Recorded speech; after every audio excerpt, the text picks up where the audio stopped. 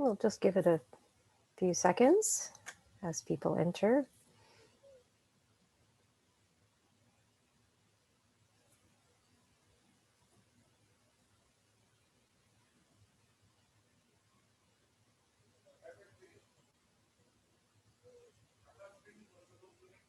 Ms. Ratcliffe Marie, did you, is your hand up? Did you need some assistance?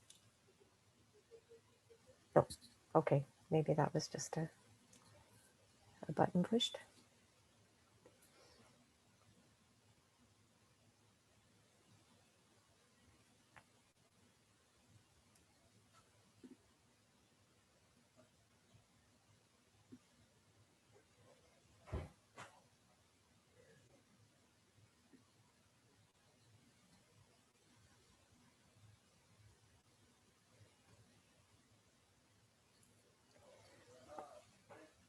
Thank you. I'm not seeing any more folks entering in as attendees, so I think we'll get our meeting underway. Good evening, everyone. Thank you for attending. I'm going to call the final meeting for the school year of the Richmond Board of Education to order. To begin, the Richmond Board of Education would like to acknowledge and thank the First Peoples of the Hunkaminam language group, on whose traditional and unceded territories we teach, learn, and live. We are going to begin with some announcements, and I'm going to look to trustees who have announcements this evening. Trustee Hamaguchi. Thank you. The Richmond School District recognizes and supports Pride Month in June of each year. It is a time when we celebrate the diversity of our district and the LGBTQ2S+ community. It is also a time to acknowledge the history of the community, the hardships they have endured, and the progress that has been made. This year, students in Richmond are working on putting together a photo collage submission for the virtual Pride Parade. The theme of our photos will be loud and proud, and will showcase pride in our schools and through our Gay Straight Alliance clubs or GSAs. The district will also be hosting its final Rainbow Cafe, which is a monthly event planned and hosted by students for LGBTQ2S+ students and allies. Many schools, GSAs are also involved in creating displays or other events this month to raise awareness about Pride as well.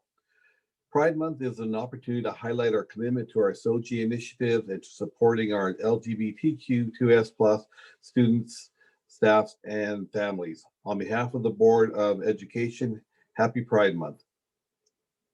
Thank you. Thank you, Trustee Hamaguchi. Trustee Goldstein. Thank you, Madam Chair. It is my privilege to announce that June 21st was National Indigenous Peoples Day. The purpose of this day is to celebrate the culture and contributions of Indigenous people. Schools celebrated in a variety of ways, including a resource and Bannock share at Palmer, McNair students leading a land acknowledgement activity, and at Canby, Indigenous students participated in a war canoe pulling and powwow. This day was a celebration of resiliency and culture, and schools participated in a variety of events to honor Indigenous peoples. June is also National Indigenous History Month, a time for all Canadians, Indigenous, non-Indigenous, and newcomers, to reflect upon and learn the history, sacrifices, cultures, contributions, and strength of First Nations, Inuit, and Métis people. It's important to keep in mind that Indigenous people each have their own unique histories, and that within each group, there are distinct histories. Learning about Indigenous history, including the history and legacy of the residential school system, is a crucial step in the process of reconciliation. Thank you very much, Madam Chair. Thank you, Trustee Goldstein. And we wanted to offer one other announcement. This, as we mentioned, is the final public board meeting for the school year.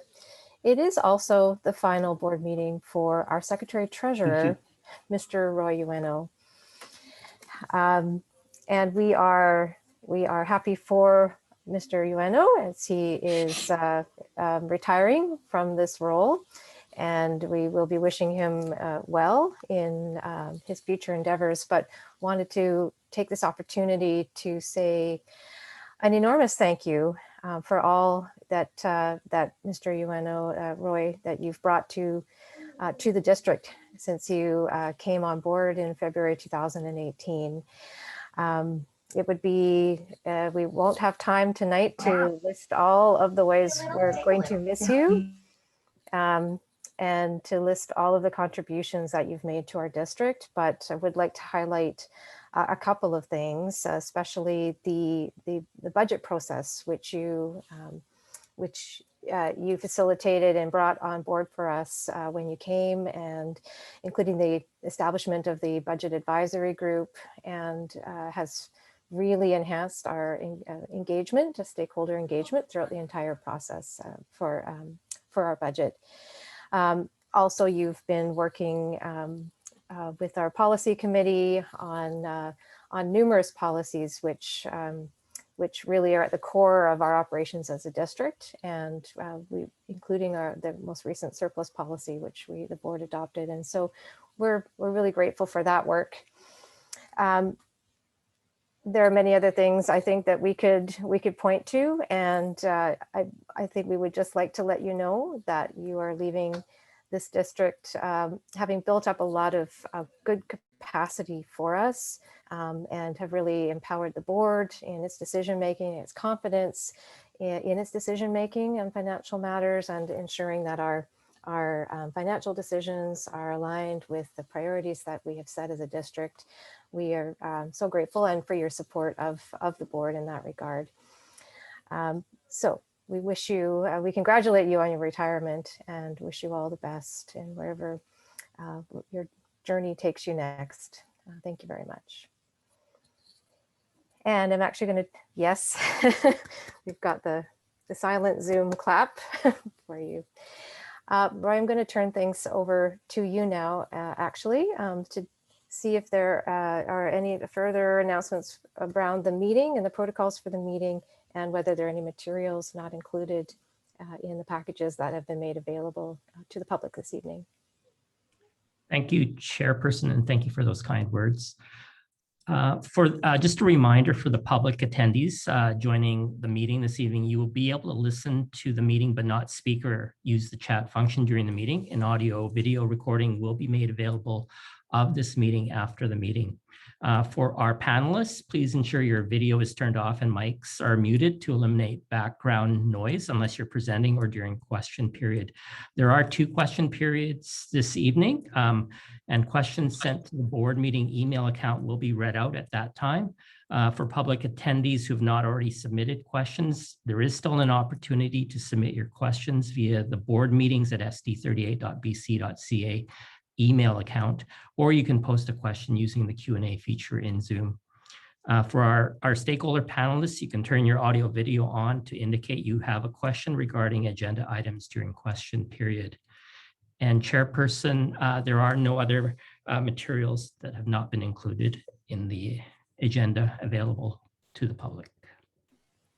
Okay, thank you very much. We're going to move to adoption of our agenda. And I would look for a mover for that. Trustee Larson, thank you. Seconded, Trustee Goldstein. Any discussion? All in favor of adopting the agenda?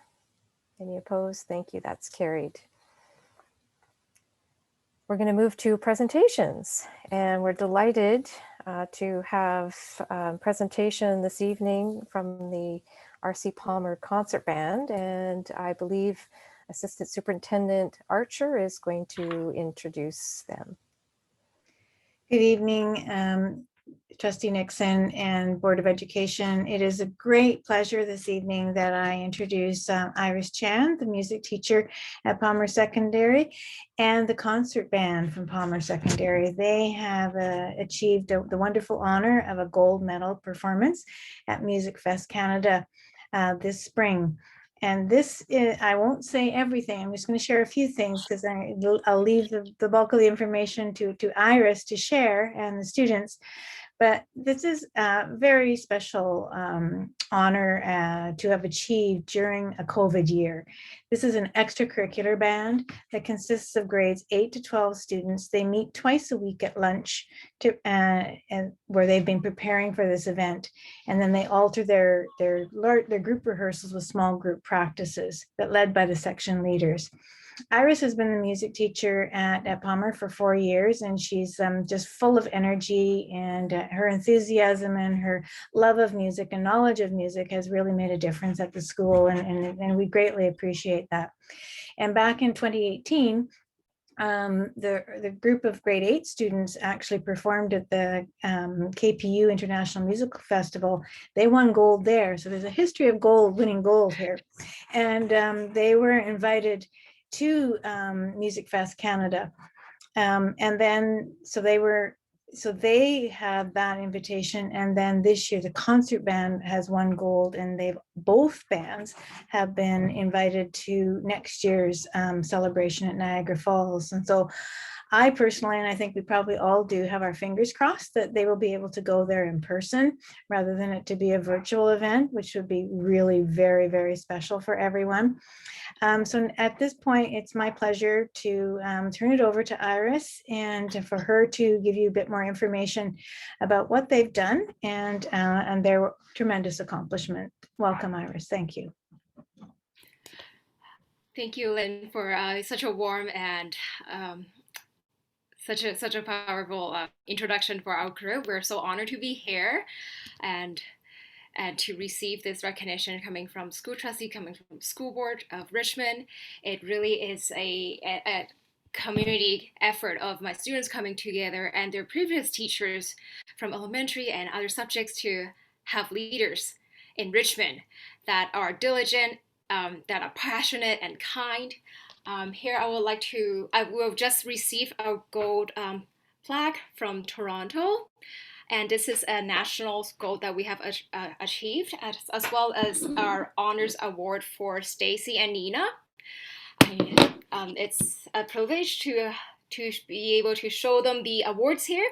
And it also says COVID Heroes Festival for this year's special edition.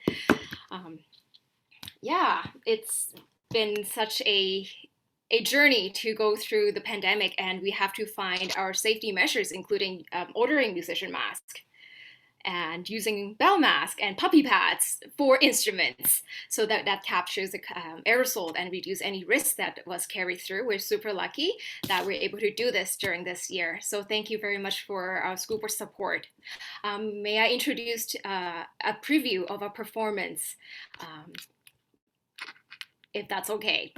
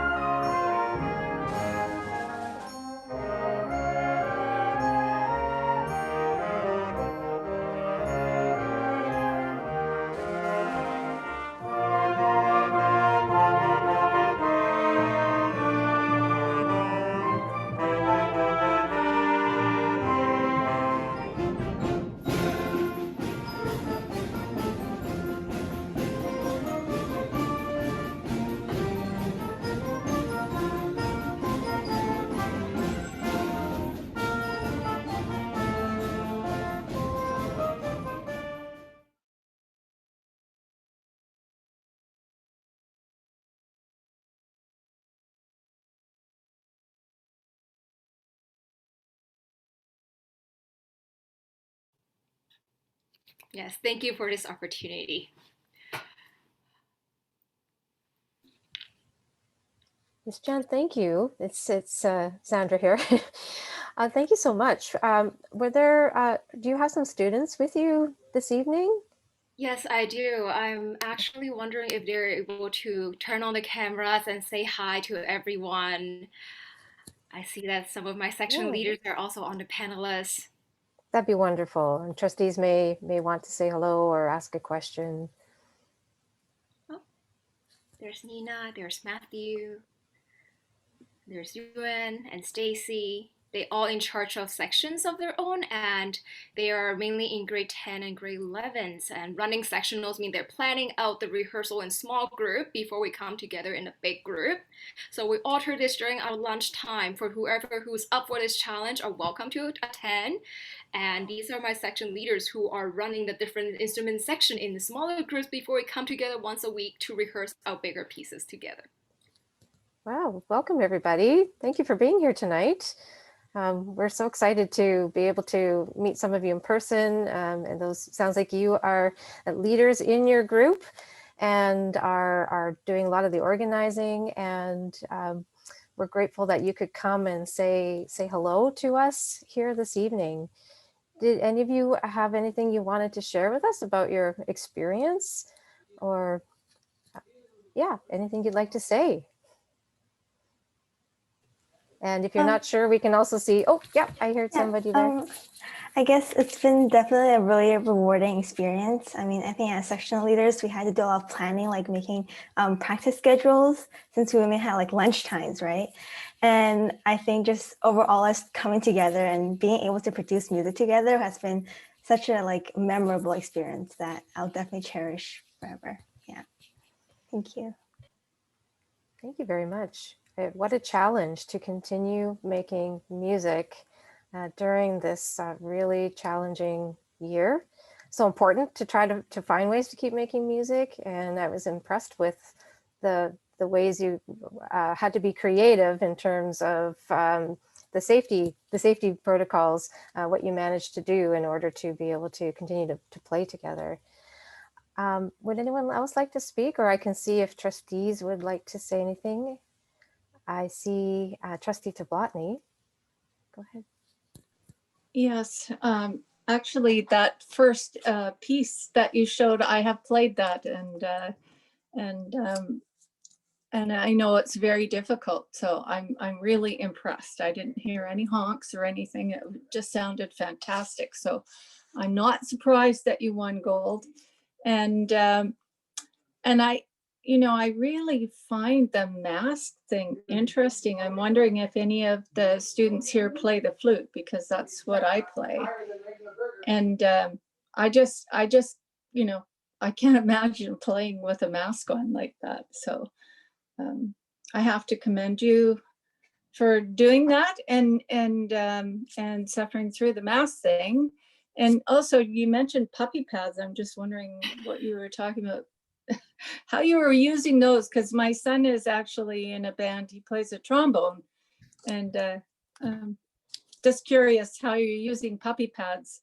Maybe he can use that for his trombone. Yes, definitely. Maybe I can answer that. Matthew, do you want to speak to it? I will show a sample. Sure, I can speak about it.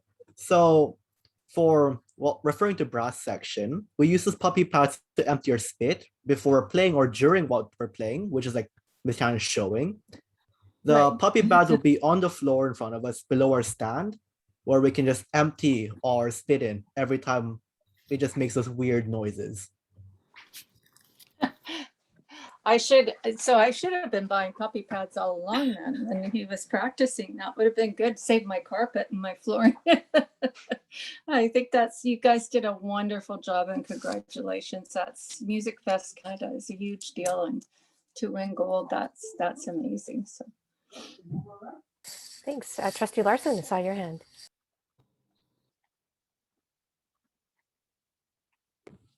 I would like to say congratulations and just mention that I grew up in a family with music and always loved it, particularly all the instruments actually. And I was always amazed at how listening to something that you have just played, how you make it seem so easy. And it was beautiful, and I know how difficult it was. So congratulations, and the way you all beam when you're playing is just wonderful. So thank you. Thanks, Trustee Larson. And I have Trustee Goldstein. Thank you, Madam Chair. And I certainly reflect the good wishes and congratulations of my fellow trustees. I'm wondering if anybody can tell me what it was like with remote practices.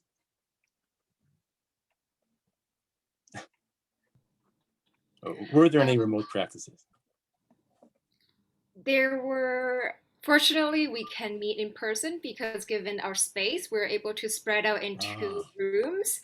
In the past, there used to be two music teachers from 20, 30 years ago, and we have two huge rooms. And that's when we can organize different sections and with all the doors open straight to the field, so the air circulation keeps going and no one is stuck.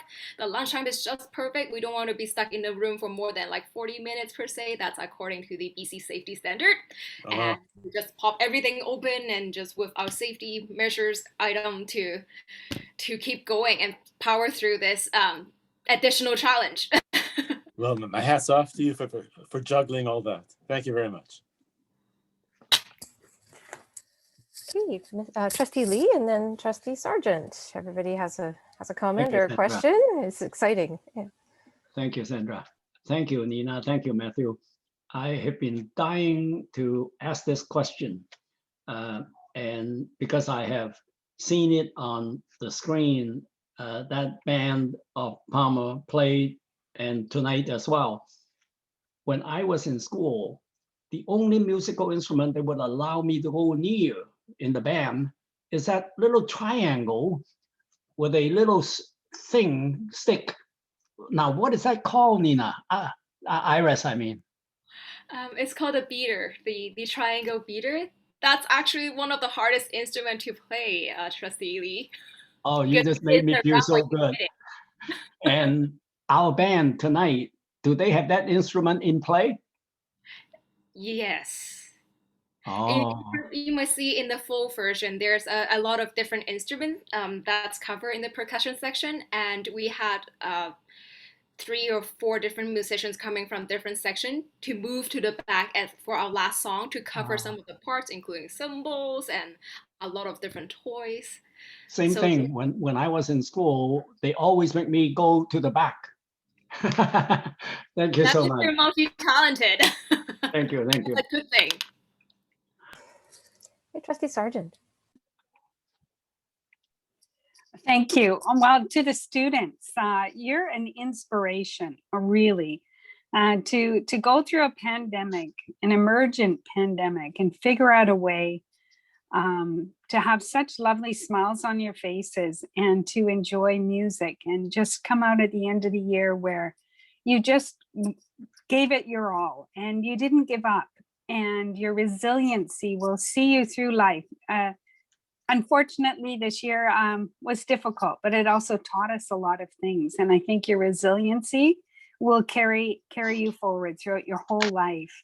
And Miss Chan or Iris, you're so energetic and so inspirational yourself that I'm sure it rubbed off on the students. And your smile is infectious, and it's the end of the year. And I'm just so impressed that you also gave it your all. You didn't give up. And like all of our teachers, you just tried to make it happen for our kids. So really, thank you, thank you, thank you. Thank you, Trustee Sargent. And Trustee Hamaguchi also has a word. Iris, I couldn't help but notice I was watching the video that you're standing in the glass encased booth there. As the conductor, is that like an extra challenge because the sounds are like, how was the sound coming through, and did it make your job easier or tougher or no difference? I'm actually at the school and I can show you what it looks like in the room. So this is our beautiful band room. And this box, it's made of plexiglass to prevent students who are not wearing masks from spitting to my face, because I'm just right in front of them when students are sitting in rows, and so they are safe, but they're all facing towards me. So that's an additional artwork that was produced at the beginning of the year. I find that the only thing that's one extra step is to crawl or to go behind the box every time when I want to go help a student instead of staying at the front. Otherwise, there might be some reflection going on depending on angle, but we can accommodate by moving our spots to for a clearer vision.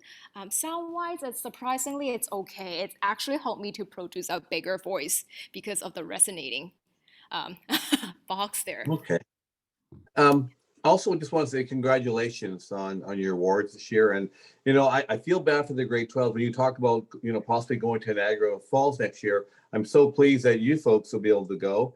I'm disappointed for the people who were in your band this year who won't be able to go, but hopefully they'll have other doors opened up to them. But anyways, folks, you did a great job and well done. Thank you very much. Thank you. That's very considerate. And my students have shared with me this has been, their leadership has been taught by their elementary teachers and how to offer help, how to look for things to help out. And it's not a one-time incident for the success. It's really, truly, it's a whole village coming together for the successful events.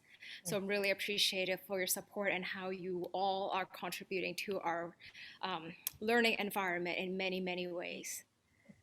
So that students can be able to build community here, and not just in the band room, in the school and in the city. So these are all these leaders, teenagers who are only 15 years old, 16 years old, and becoming leaders of our society, who are getting the URock award from the city of Richmond.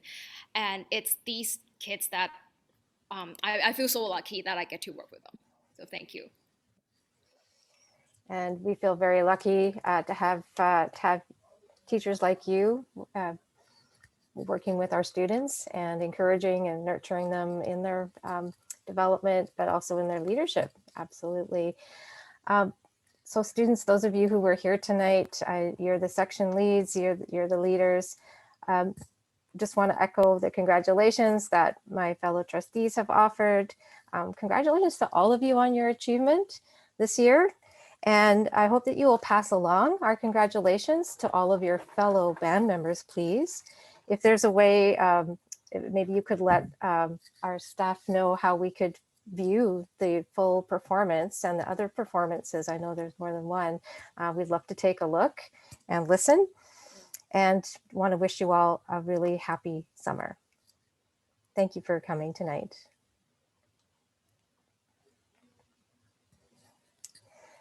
Okay, we have a few more presentations this evening.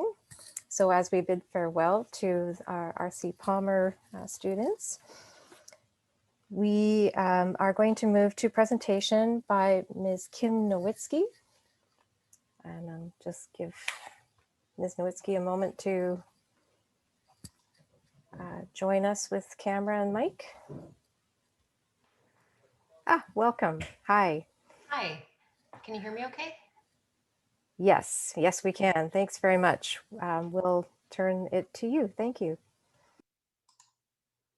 I'm just going to adjust my volume. Sorry. Thank you. Good evening, everyone. This is interesting to meet over Zoom. I first just wanted to acknowledge and start by thanking the board for their work this year in keeping our schools safe and our children safe, and our staff safe in our schools. And I also want to thank you for allowing me to come and voice my concerns with you tonight. I previously submitted a presentation to the board, and I since revised a little bit of it. So it might sound a little bit different than, some parts might seem a little bit different. My presentation seems to tie in with a recent survey that was emailed home to students last week, which I was very pleased to receive after having requested this to be a panelist today. So I'd like the board to consider my presentation as feedback from my family regarding the diversity, inclusion, and equality in Richmond schools. So to start, I'd like to speak to how the Richmond School Board can take some concrete steps to honor our rich First Nations history and break away from the constraints of colonialism. My intention today is not to be divisive, but rather encourage the board to exercise the power necessary to evoke meaningful change. I hope that my message is received in the same spirit in which it is intended. As many others in our community, British Columbians and Canadians alike, I'm having a difficult time digesting the truths about that were discovered at the Kamloops Residential School earlier this month. I feel this is an opportunity for us to reflect and examine the systems we have in place and how they can perpetuate oppression and systemic racism. During my own reflection, one thing that stood out were the names of the individuals that Richmond has chosen to honor, specifically when it comes to the names of our public schools. Of the 38 elementary schools in Richmond, 34 are named after British males. Only 1 out of 38 is a woman, and only 2 of 38 of First Nation origin. 1 out of 38 is a Japanese male. Similarly, 9 out of 10 high schools have names of British male origin. Richmond High represents our actual city. 0 are of First Nation origin, 0 also for women. In short, of our 48 public schools, 43 are named after British males. The disparity speaks for itself. I'm not questioning whether these individuals deserve to have schools named after them or not. Instead, it's important to notice that this lack of diversity is stark evidence of how, on the surface, our schools only represent a very narrow segment of the population and have historically failed to include our First Nations people or people of color for that matter. At the school level, I know many of our educators do a wonderful job at promoting truth, inclusion, and diversity. However, it would be more than a symbolic gesture from the board to address and acknowledge how the names of our schools disproportionately represent one group. In taking these steps, our city could try to be part of genuine truth and reconciliation efforts. Maintaining the status quo is no longer a credible justification for erasing history and ignoring the present.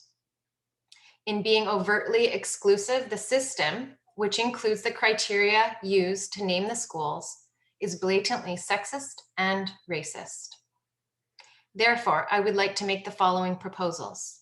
Number 1, the Richmond School District publicly pledges to adopt more diverse names of new schools in Richmond. And 2, the Richmond School District publicly pledges to rename some of Richmond's existing schools so that the names represent the true diversity of our past and our present. The federal government removed John A. Macdonald from our $10 bill and graced it with Viola Desmond. The former Queen Charlotte Islands were returned to the Haida. And since we are all learning more and more about the horrors of the residential school system and those who enabled this genocide, I think Richmond is in a place where these proposals would be welcomed. A final concern I have is with the existing policy used by our district to name and rename schools. While it notes generic criteria and steps the board must adhere to, there is no explicit language that would be considered racist or sexist. Yet, based on the names that have been chosen in the past, it's obvious there has been an unwritten bias to honor mostly white British males. In my opinion, this is the underlying problem, the invisible bias or the unconscious bias. It's my understanding that the current policy may soon undergo review. I hope that the board recognizes that the policy no longer serves our community as it lacks a commitment to include the underrepresented communities in Richmond or in our country. Thus, I would like to make the recommendation that this commitment be written into the policy itself. My plea is that the Richmond School Board as an institution take the lead on top-down transformative change in our schools. Thank you. Thank you, Ms. Nowitzki. I'm looking to see if trustees have any comments or questions.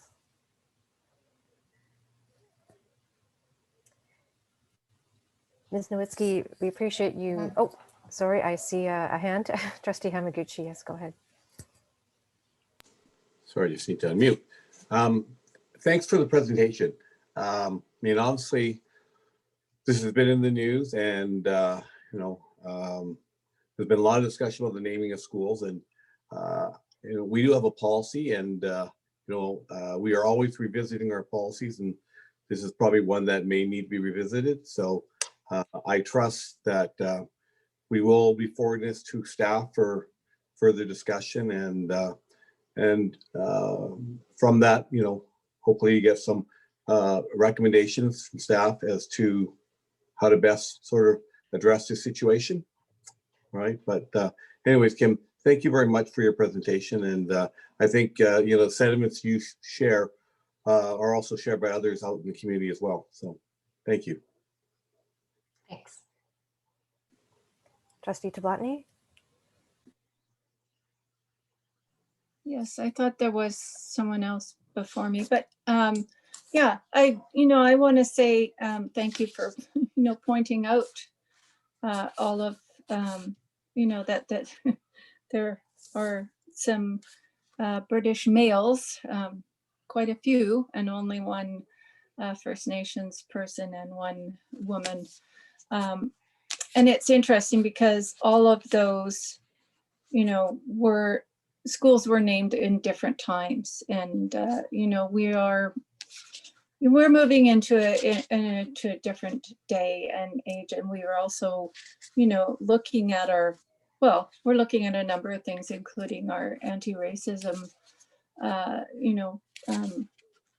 group is analyzing and serving our community right now and holding focus groups. So there's lots to be learned, and a lot has been learned over time. So, moving forward, I think the key piece is our policy on naming schools and renaming schools. And so we have discussed this, and we have flagged that our policy definitely needs updating. And so I think now is a good time, and thank you very much for your presentation, because it really highlights, where we've been and where, we need to move forward and how we need to move forward. So thank you.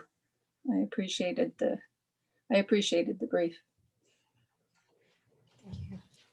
Thank you. Trustee Lee?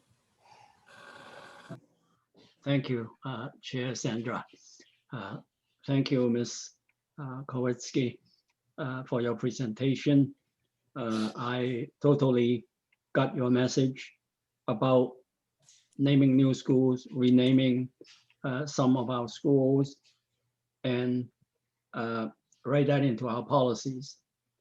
That's something that will have to be considered carefully and worked on by the board. I just want to say three things in response to what I've heard from you, that it's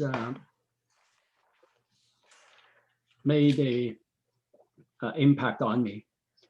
I say past wrongs and past mistakes should be and must be redressed. The difficult part is how to redress. And the only thing I could offer you at this moment, Ms. Kowalski, is what I call affirmative action.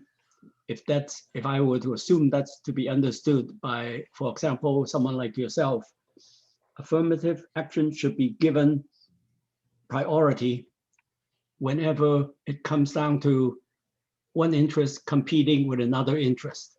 Thank you. Thank you, Trustee Lee. Any further comments? Ms. Nowicki, thanks again for bringing this request to the board. On a personal note, I would agree with you that recent events especially have called all of us to pay attention, and especially to things that we may not have taken much notice of in the past, and to take notice and to reflect. And as policy chair, I can tell you that yes, the district has noticed that our school naming policy is inadequate and needs review. For one thing, it doesn't include a school renaming aspect or process for that. And so it has been flagged already with policy committee for more in-depth review next year. And I would say that along with our strategic plan and our vision, mission, and value statements, that policy is the other avenue the board has to make very clear statements about its values, its commitments, its intentions. And so I'd like to suggest to the board that if the board's willing, we refer your presentation to the policy review process as input into that. When we've already received some around the board table from our stakeholders, and we'll be having more conversation. Trustee Lee? I just want to, thank you, Sandra, offer my apologies to Ms. Nowitzki. Memory, it's a funny thing because I remember your name, it's Kim Nowitzki, so the K stood out, and I know the Nowitzki, so I called you by mistake 2 times Kowitzki. My apologies. No, don't worry about it. Thank you. Would a trustee be willing to make a motion to refer as suggested? Trustee Jablotny, thank you. Seconded. Trustee Larson, I saw your hand. Thank you. All in favor?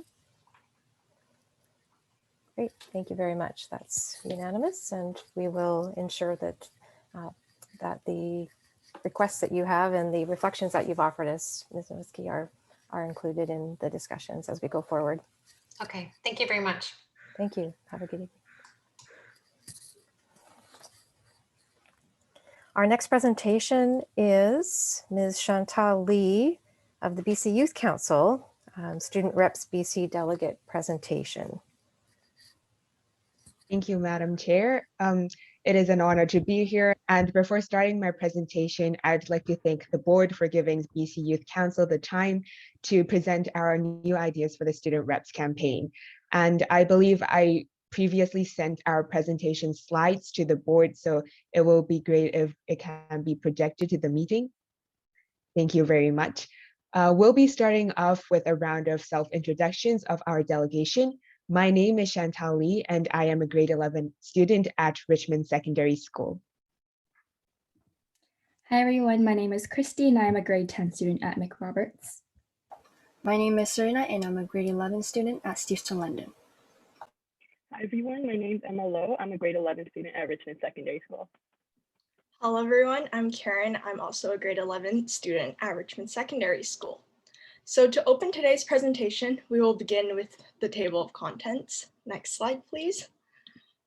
Firstly, we'll start off with an about us, an introduction to the BC Youth Council and our Student Trips campaign. We will then move on to student trustees in Canada, such as OSTA, CFS, and VDSC. Our main objective for tonight is to talk about the revamp of our SDCO. And we will finally end off with how our campaign connects with the board's strategic plan of 2020 to 2025 and a Q&A. Please leave all questions for the end. Pass it off to Serena. Thank you, Karen. So here is some slides about us, about our delegation. The BC Youth Council is a network of youth aged 14 to 24 across BC that provides a platform for change across the province. This change can be achieved through working closely with politicians, community organizations, sharing voices with other youth, and making differences both provincially and locally. Here are some examples of the campaigns that are ongoing on the slide: environment, mental health, and student reps. And if we could just move on to the next slide. So Student Rep BC is a campaign of the BC Youth Council with the goal of gaining accurate student representation in every BC school board. We want to ensure our voices will be heard through accurate representation on school boards by electing student trustees who will be able to participate in board meetings. Moving on to our second section, student trustees from Canada. So I'll be introducing CFS. Okay, I'm talking about CFS. The Canadian Federation of Students is the largest student organization in Canada, representing over 530,000 students. It is formed in 1981, and the goal of the Federation is to represent the collective voice of Canadian students and work at the federal level for high-quality, accessible post-secondary education.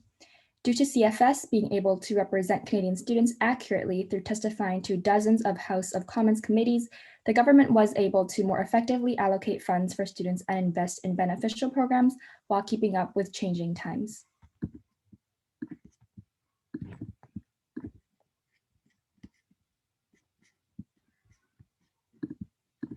I pass it on to Serena to talk about OSTA.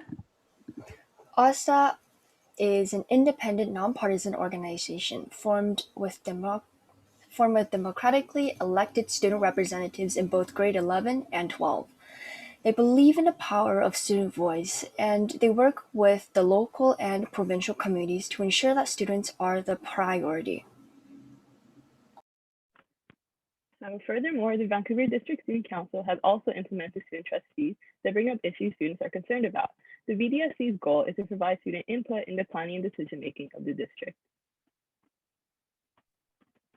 Next, I will be talking about RSDCO, which is the main objective of our campaign of revamping this organization.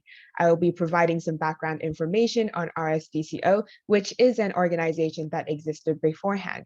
So RSDCO was a student-led group that represented by passionate SD38 high school students in Richmond, and they partnered with the school district board, and RSDCO created opportunities for students to develop qualities of leadership and passion by running relevant events and initiatives.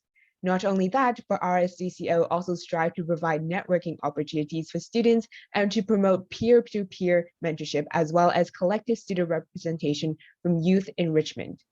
There are some past events that they hosted in 2019 to 2020 as listed on the slides. Our plan is to foster event planning, communication, teamwork, and leadership skills among students across the Richmond School District so that the leaders of tomorrow can be better in every way. We will reestablish the foundations of RSDCO as well as plan fun events and add a student's issue box. For today, we wonder about what you would like to see with RSDCO. We want to ask if you are interested in signing a new memorandum contract. As seen in this slide, there is no need for you to have a definite conclusion as of right now, but we would like for your feedback and to continuously send updates in this collaborative project. Next, I'll be talking about how our objective of the campaign connects with the board's strategic plan 2020 to 2025, priority 5, goal 3. Next slide, please. So strategic priority 5, goal 3 of the school district board states that student voices and perspectives are valued, encouraged, and embedded. The objectives are to create a variety of ongoing opportunities to activate student voice, to provide ideas, observations, and input to school and district decision-making, and increase engagement and collaboration between students, staff, and trustees. Through our idea of reforming RSDCO, this goal can be easily accomplished. RSDCO will provide leadership opportunities for student enrichment, and the board will be able to view elements and events from the perspective of students themselves. Students can also provide input on various decisions and participate in advising the board to create a positive impact for our district.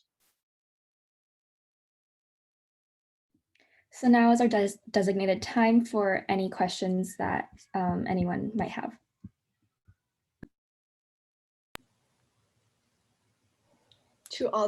To further restate myself, again, we wonder about what you would like to see with RSDCO. We want to ask if you're interested in signing a new memorandum contract. And again, to reiterate, there's no need for you to have a definite conclusion right now, but we would like for your feedback and to continuously send updates in this collaborative project. Thank you. Thank you very much for that presentation.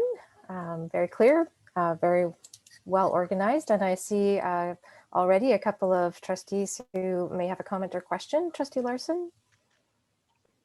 Hi, I have a comment and a question. Very, very good presentation. Thank you.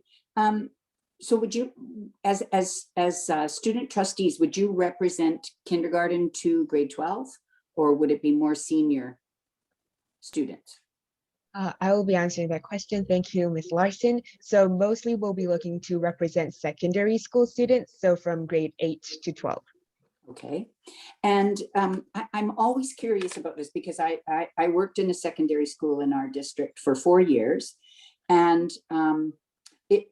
I always wondered, how is it that the leadership students are able to collect the voices of all the students? And I just wondered, do you have plans in what that would look like, or already working on?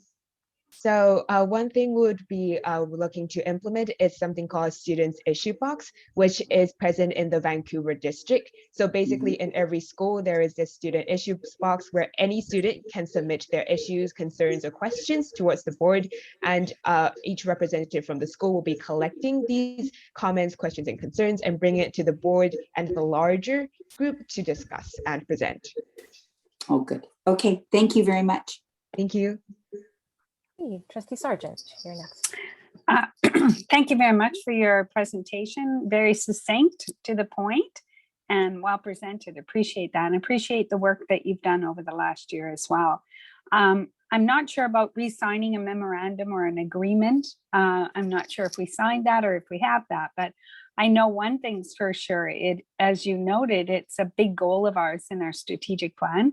And I know our superintendent is personally committed to having a lot of discussion with students and about students and what they need. And I'm sure I hope that the topic goes referred to staff.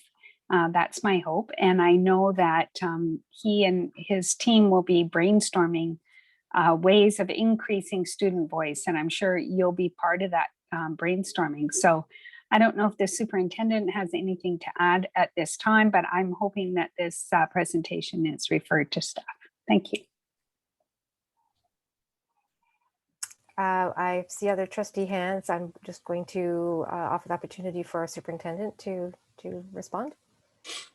Sure. Thank you, Chairperson, and absolutely a great presentation. Very much appreciate the time and the thought and the organization. I love it when people come with a plan and you implemented it very well. So that's nice to see.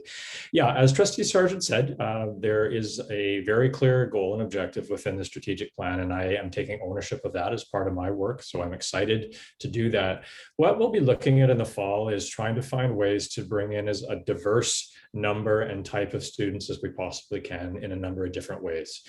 Richmond has had a somewhat traditional, as have most districts, has had a somewhat traditional view of student leadership, somewhat similar profile perhaps might be a way to say it. And what we really want to do is broaden that out and make sure that we're getting students from all different types of groups within the school district so that the voices we get are represented across the board.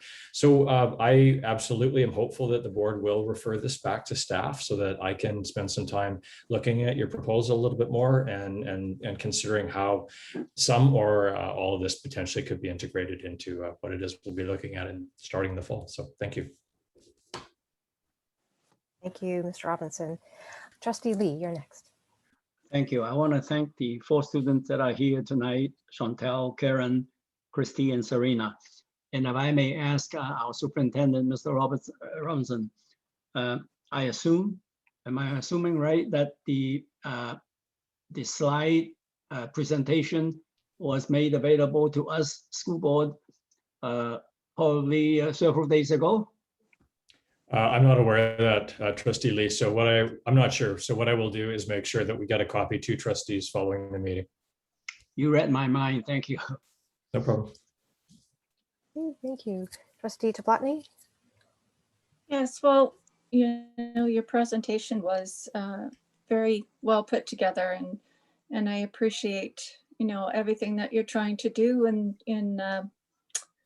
you know, advocating for the student voice. And I think you're preaching to the converted here in you know, to our board, because we have always been committed to hearing the student voice and have sought it on many occasions, and including our vision, mission, values, and our Soji policy and several other, you know, initiatives. So, but we can always do more.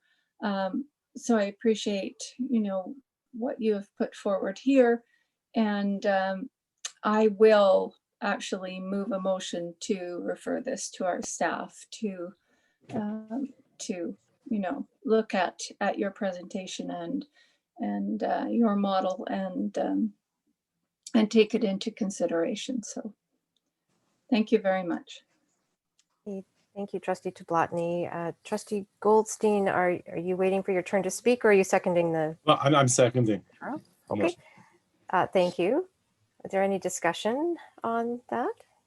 I heard support for that around. Trustee Lee? One suggestion from me on the referring to staff, which is good.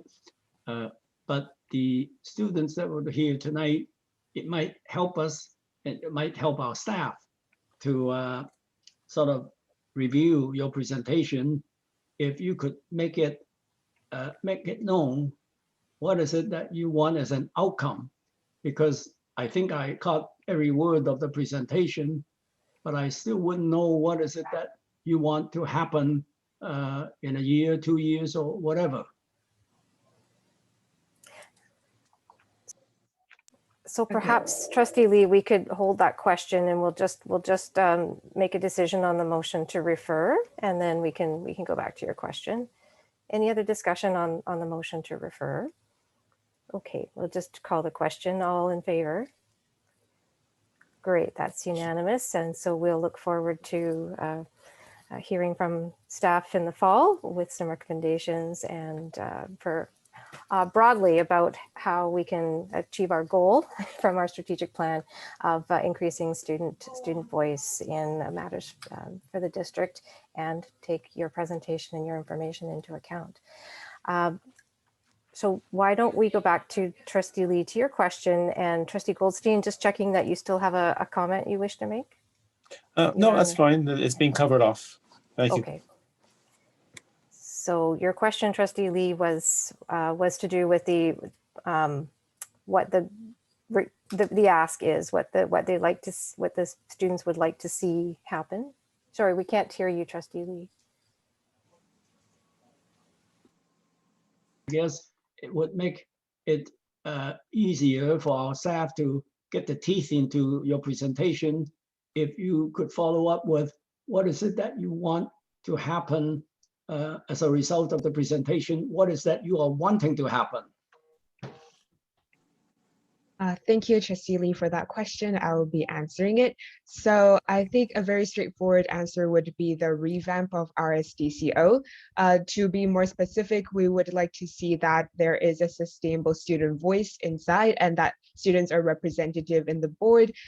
For our RSDCO, we are hoping to have events that can boost student relationship and leadership, and also work in collaboration with the board as the student issue box I mentioned before, so we can collect opinions and comments from students and bring it to the board collectively. We can send a brief paragraph on our long-term outcome if that is what you want, and to make this more clear. Thank you, Chantel. Okay, great, thank you very much. Trustee Goldstein. Yeah, thank you, Madam Chair. So I'm wondering right now, maybe there's a question for staff. What is holding students back from presenting their opinions to staff who would process the issues or requests from students and filter it up to the board as necessary? Why would you think it more important to have direct connection to the board with the students and not go through staff? Trustee Goldstein, is that a question for? It's a good question, Madam staff? Chair. Not whoever wants to field that one. Okay, so maybe it's a question of like currently, how are students able to give input to the board, and what avenues is it mainly through conversations that are facilitated by staff? Is there a desire for more direct? Yes, so the question really, I guess, for the student presenters is, why do you feel it's more important to go directly to the board rather than to go through staff in dealing with issues? I think the main issue we're trying to focus on is more about collecting students' voice collectively, because as in our meetings with Mr. Lee, I have mentioned that with rather the board processing 100 requests from students, we would rather you process one where we collectively take all the opinions and voices from students and group them into one presentation to talk to you about. And another thing is because For example, this public board meeting, I actually had no knowledge it existed before I joined the organization. So a lot of students in our school especially have no knowledge of how to communicate with the school board. So that's why we think establishing a student's issue box is much more convenient, as they can firstly remain anonymous if they wish to, and secondly is much more accessible because it's inside their school and they just have to drop a note and that will be it. Okay. Thank you very much. Thank you. That's helpful clarification. We appreciate that. Thank you to all of you for coming this evening to talk with us, to make this presentation and to give us some information about what's going on, not just with this particular request, but with BC Youth Council and all the different initiatives that are happening. It's great to see students organized and taking leadership and really making good conversations and good gatherings happen. So to support your peers. So thank you very much for all that you do. And we will be following up with you. Have a great summer. It was too. an honor. I really wanted to say that. Yeah. Have a great summer. Tonight. It was lovely having this opportunity to for all of us to have a chance to talk to the board as well as just have a fantastic night, everyone. Thank you. Thank you. Thanks. Great. Thank you. Have a good night.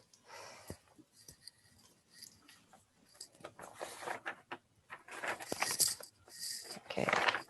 I'm just making sure we have not missing any of our presentations.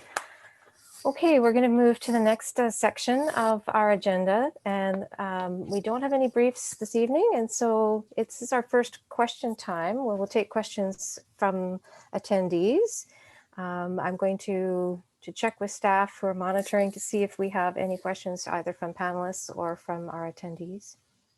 Yes, Mr. Robinson.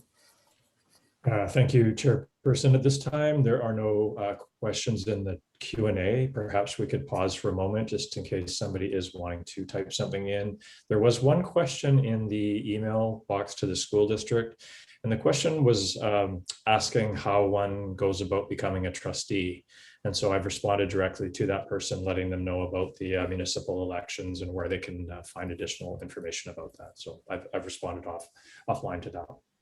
So I'm not sure if there are any panelists who are wishing to ask a question. I'll watch the Q&A for a moment more.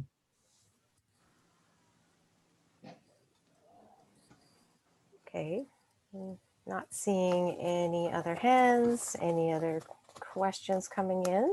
There will be another opportunity to ask questions later in our agenda.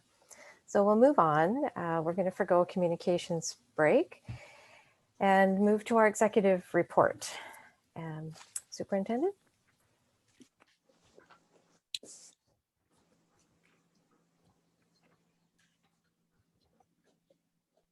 Yes, thank you very much, Madam Chair. I'm going to start with, first of all, Secretary Treasurer, is there anything you were wanting to say at the beginning of this section? Thanks, Scott. Maybe I'll start with just, working with our superintendent has been one of the highlights of my career. And, I think the district is very fortunate to have our superintendent leading this district. And so thanks, Scott. I've really enjoyed working with you. I'm cognizant of the fact that we still have a lot of business to attend to on this agenda, so I'll try to keep my remarks as short as possible. This is my last board meeting as Secretary Treasurer, and I want to just start by saying it's been an honor and privilege to serve the Board of Education of School District 38, Richmond. I feel fortunate to have served Richmond these past 3.5 years as the Secretary Treasurer, and have been engaged in work that has been meaningful and has had purpose in serving our staff and our students in this district. I've enjoyed my time in Richmond, and I'm really proud of the work we do on behalf of our students. They say it takes a village to raise a child, and in Richmond, we have a dedicated and committed teachers, support staff, management, stakeholders, trustees, all focused on our students. And I think this engagement that we have, the collaboration and respect we have working together is what makes our district unique. I had a laundry list of things I wanted to accomplish when I came to Richmond. And I'm happy to say that I was able to check off most of these items over the last 3.5 years. The body of work these past few years that continues to make our district the best place to learn and lead has been staggering. And I know Chairperson Nixon mentioned the budget process earlier, but I can think of a number of other things that we've worked on together, such as the strategic plan, the long-range facility plan, just looking at our business areas and the revitalization and restructuring we've done in all of the business areas, including looking at processes and systems. We've seen acceleration of our seismic mitigation of our schools on the capital side. And this is just to name a few things that we've been able to do just in the past few years. Did I mention adapting to the pandemic along with that? I feel grateful that I've been able to help lead some of these initiatives and be part of the positive changes, I think, to help contribute in a small way. My focus has always been on providing the best possible business, finance, facilities, technology, and operational services to support our schools and our students.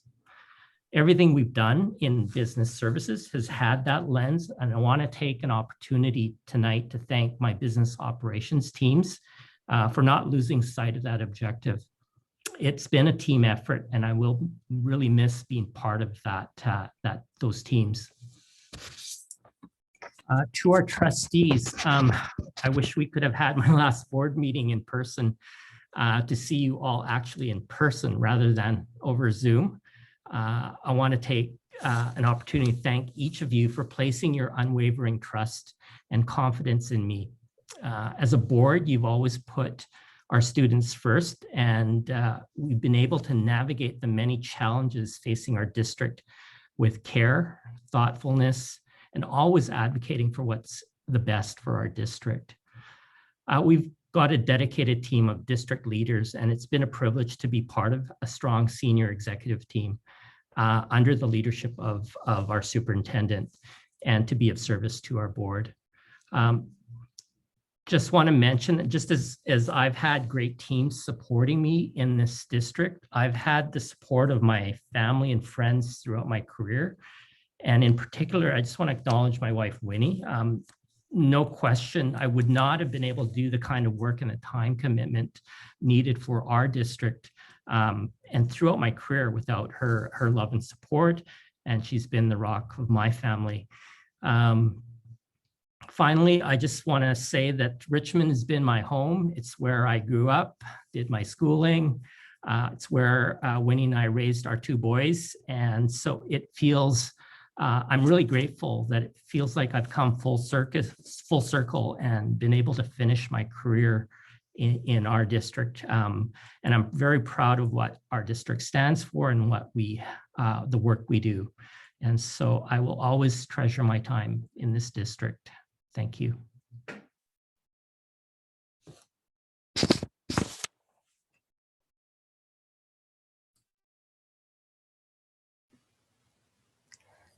It's I know this is part of the executive team report. It feels strange not to respond, although we offered thanks at the beginning of the meeting.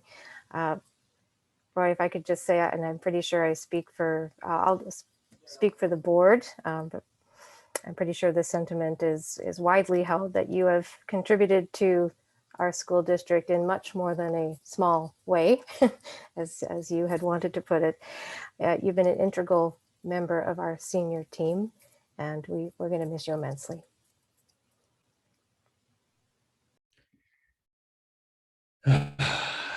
not wanting to come to this date, Roy. Roy, what I want to say to you is that one of the things that I have very much appreciated most about you is that you are always focused on what's best for the kids in our district. And I've worked with folks on the business side in other areas where it didn't even enter their mind. There were numbers at play and structures at play, and it was sort of the easiest way from point A to point B. And what I've always appreciated is that you always bring the conversation back to, okay, what are we trying to do here for kids? And you make it happen. You know, again, there are folks, and I understand the financial pressures that you were under, especially this year. And yet every conversation you end with, how are we going to make this happen? What do you need to make it happen? So you have been an amazing part of the senior team. I am humbled to work alongside you. I will miss you. And I'm just so grateful for the work that you have achieved in the school district. So from the bottom of my heart, thank you so much. Okay. Are we allowed to say anything or no? So I believe we are going to be arranging an event for trustees to be able to express their thinking. I'm not suggesting that you can't do that now as well, but I did want to make it clear that there will be an opportunity, hopefully in person, for trustees to share their thinking with Roy. Okay, thank you, Roy. So would that be All all right. right if we can move to the executive report? Okay, yeah, and thank you. I know it's very difficult. Yes, absolutely, not to all want to say something. Agreed, and we will reserve that time, absolutely. So on to something not as pleasant, but still I guess some good news here. You will know that every month I've given you a COVID report, a COVID exposure report. We've seen a continual, very significant decrease in school exposures this month. You'll recall that in April, we were up over 50, between 50 and 60 school exposures. We dropped to around 20 by the end of May. And then this month, we haven't had 10 yet, and we're almost at the end of the month. So we're in very, very good shape. And what I am very, very pleased to be able to say is that we have not had a documented case of transmission in a Richmond school all year. And I know that there have been lots of questions behind the scenes about how do we know that. We are seeing some science and some studies coming out right now saying that schools are safe places to be. And I think we have evidence of that. Not every district has been able to do this. I think we're one of the few districts in Metro that has not had cases of exposures. And I attribute that to our families who have been so careful about keeping their kids at home and adhering to the rules. I am so grateful to our staff, our employees who have made sure that they followed the rules each and every day. I'm grateful to our maintenance staff, our operations staff, teachers for making sure that kids were washing their hands, etc. And this has been the epitome of a team effort, and we did the right thing, and we kept each other safe and happy. So I'm just so grateful for the fact that we've got here. I'd like to talk a little bit about September and the restart. The ministry recently released the K-12 recovery plan, and what that does is it provides some direction for school districts for the 2021-2022 school year. I did send a letter home yesterday through to all parents that outlines the plan itself. Ultimately, the key messages within that plan are that students will be welcomed back to full-time in-person instruction starting in the fall. Parents who choose not to do that have the same three options that they had pre-pandemic, which are distributed learning or homeschooling or face-to-face learning. The director, Executive Director Lang is going to share some DL numbers with trustees shortly, so you have an idea about what that means. There is an expectation in this K-12 return plan that we are paying very special attention to student mental health, and we have a plan to do that, and the Deputy Superintendent will be commenting on that shortly as well. The document itself also provides a preliminary set of health and safety guidelines. Those are based on the current public health context. And what they've been very clear with us is that towards the end of August, they'll give us an updated set of guidelines that reflect the context at that time.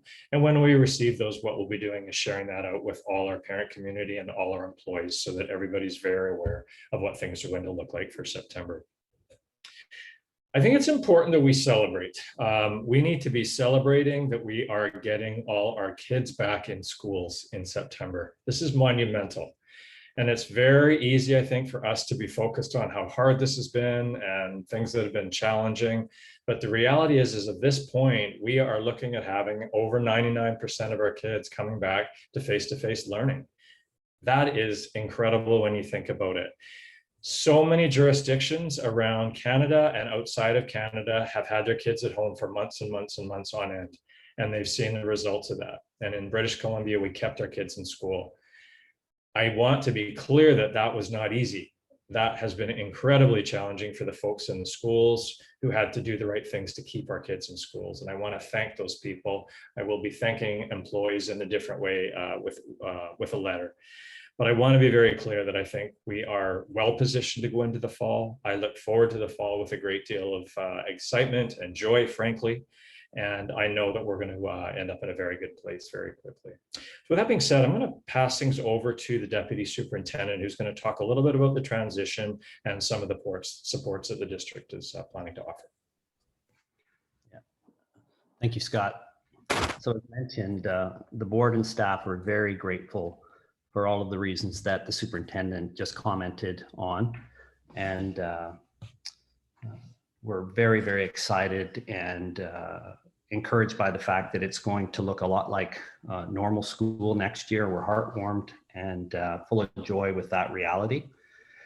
We're also mindful that come September, some of our learners will have not attended school in person for up to 18 months. And I'm also keenly aware of the concerns that are being brought forward in various circles related to the potential impacts of the pandemic on student learning and well-being. I appreciate that some parents and guardians will be concerned and will want to prepare their children for a successful return to school in September. As such, district staff have put together a number of strategies, learning ideas, and fun activities that parents can consider from late June to September. Scott mentioned that he had sent a letter home to our community, and this information that we curated is located on the district website, and the link was distributed as part of the superintendent's parent letter by email yesterday. As a district, we want to assure parents that our schools will be prepared and excited to receive all of our students back to in-person learning in September. We are confident that the necessary support structures are in place at each school to meet the needs of our learners, augmented by assistance from district staff and community partners. Administrators, teachers, counselors, and support staff will be focused on supporting each child's needs and planning to best meet their individual needs. This is not a new dynamic, and our schools are committed to supporting all learners. Each come to us with a unique set of needs. It's important to also remember that our learners have faced a myriad of challenges throughout the pandemic and have demonstrated tremendous adaptability and resilience. I believe that with appropriate preparation for a full return to school, and hopefully lots of fun time to enjoy the reopening of beautiful British Columbia, we believe that our students will thrive. Having said this, if parents are having concerns surrounding their child's mental health or well-being and are struggling with how to access support, we ask that they please do not hesitate to contact your school principal, teacher, or counselor before the end of June and throughout the course of the summer to contact the school board office for assistance. We will get back to you. As part of the superintendent's parent letter, staff also included a strategies for parent guardians to support children through stressful circumstances. That document describes for parents, support for parents as they talk to their child who is feeling stressed, what signs to look for that will signal that their child is unsettled, strategies that can assist your child to work through normal feelings of stress, nervousness, or anxiousness, and where to access support when your child is causing you increased levels of concerns related to their well-being. So this truly is our primary focus during the summer months and into the new school year. I can't emphasize this strongly enough. We can address learning over time, but we need to work together to ensure to the best extent possible that our children are well. So open communication between home and school to the degree that families are comfortable with sharing their child's confidential information will be important. So I'll close by saying and reinforcing Scott's message that we all feel a great sense of anticipation as we think about a full return to school. And the thought of us all back together as a community of learners is simply fantastic. Thank you. Thanks very much, Deputy Superintendent Ryan. Are there any trustee questions at all on what either Rick or I commented on there before we move on? Okay, great. Okay, so it's the last meeting of the year, and I have debated about the best way that I could go about thanking the many, many people who have contributed to this year being a success. I started going group by group, and the minute you go group by group, you know you're going to miss somebody. So I am keeping my comments on a higher level. So as we near the conclusion of what has been an incredibly challenging school year, I do want to publicly express my gratitude as superintendent to the many people who have gone so far above and beyond what could reasonably have been expected of them, really in order to provide good experiences for our kids under continually very, very difficult and challenging and unpredictable circumstances this year. I will be writing directly to all employees. All employees will get a letter from me before next Tuesday, but I did want to share some thoughts here tonight as well. You know, I think this year has been a great example of the proverbial case of building the plane at the same time as we were flying it throughout this school year. Staff in schools and across the district were all subjected to massive changes in direction, a lack of ability to learn what they needed to do and were being asked to do before they had to start doing it, repeatedly being asked to do things that they'd never done before, all the while with our students arriving at the doorstep each day, needing special care and attention in a very stressful time during their own lives. There have been many, many difficult emotion-filled conversations that needed to happen on a regular basis as we have all been facing the pandemic as human beings and members of the school district at the same time. Our resilience was down, but the pressure on all of us was up. And many people have had to set aside their own emotions because we were all so focused on the goal of providing stability and a place of caring for our kids and those we work alongside. I know it's been difficult. Difficult doesn't begin to describe this year. And I'm not sure we will ever really be able to describe this year, but we did it. Teachers, support staff, district-based staff, management staff, principals, vice principals, trustees, and parents. We all came together with a sense of selfless dedication to doing the right thing for our kids. We set aside our own needs. We stayed focused on what was most important. Again, our students. And the result is that unlike many places around the country and around the world, the vast majority of our kids are able to come to school every day. For the students who are not able to attend in person, we know that our teachers went far above and beyond the call of duty to work alongside the parents at home who then stepped in to assist their children. We know the importance that schools, the important place that schools have in our community. And I know the pandemic has reinforced that in ways that we could never have imagined. So we, alongside our parents and families, provided a stable, calm, and as predictable as possible base that our students know that they could count on, and we should all be very proud. So on behalf of the executive team of the district, I would like to say thank you to our employees, to our parents, to the trustees, and to the students. Thank you. I'm going to move on to the highlights of the district. Despite everything that's been going on, there are amazing things happening in our schools and classrooms that I'd like to share with you. So I'm going to start with the Palmer Concert Band, who earned top marks at Music Fest, as you heard earlier. The Palmer Concert Band was recently honored with a gold medal at Music Fest Canada. As you heard already, due to the pandemic, the students' participation was recorded virtually, and the winning performance was the result of the students' passion for music, their superb dedication, perseverance, and coordination in the face of these unusual challenges. So congratulations again to Ms. Chan and the students for this fine accomplishment. Next one, Richmond students win big at the Game of Apps Championship. So Game of Apps is a program that guides high school students through the process of building apps from beginning to end. Local professional designers and developers mentor the students weekly, and they teach them how to use tools, techniques, and processes employed in the coding industry while the students learn how to build mobile apps. Recently, a group of high school students from our district won several awards at the Provincial Game of Apps Championships. There were 20 teams this season with students from all around the Lower Mainland. The team from Richmond Secondary won the provincial championship, while the team from McMass Secondary placed second. The team from Steveston London won the Best Developed App Award, and the team from Burnett won the People's Choice Award. There were also individual awards for Outstanding Leader, Outstanding Designer, and Outstanding Developer that also went to students from our schools. So I want to extend our congratulations to all the students involved in this amazing initiative. Tulip trees planting at Ferris Elementary School. So with the support of a Trees Canada grant, 10 new tulip trees have been planted in the yard at Ferris Elementary School. The planting of these trees is part of an ongoing and long-term goal to green the school's grounds and bring students closer to nature.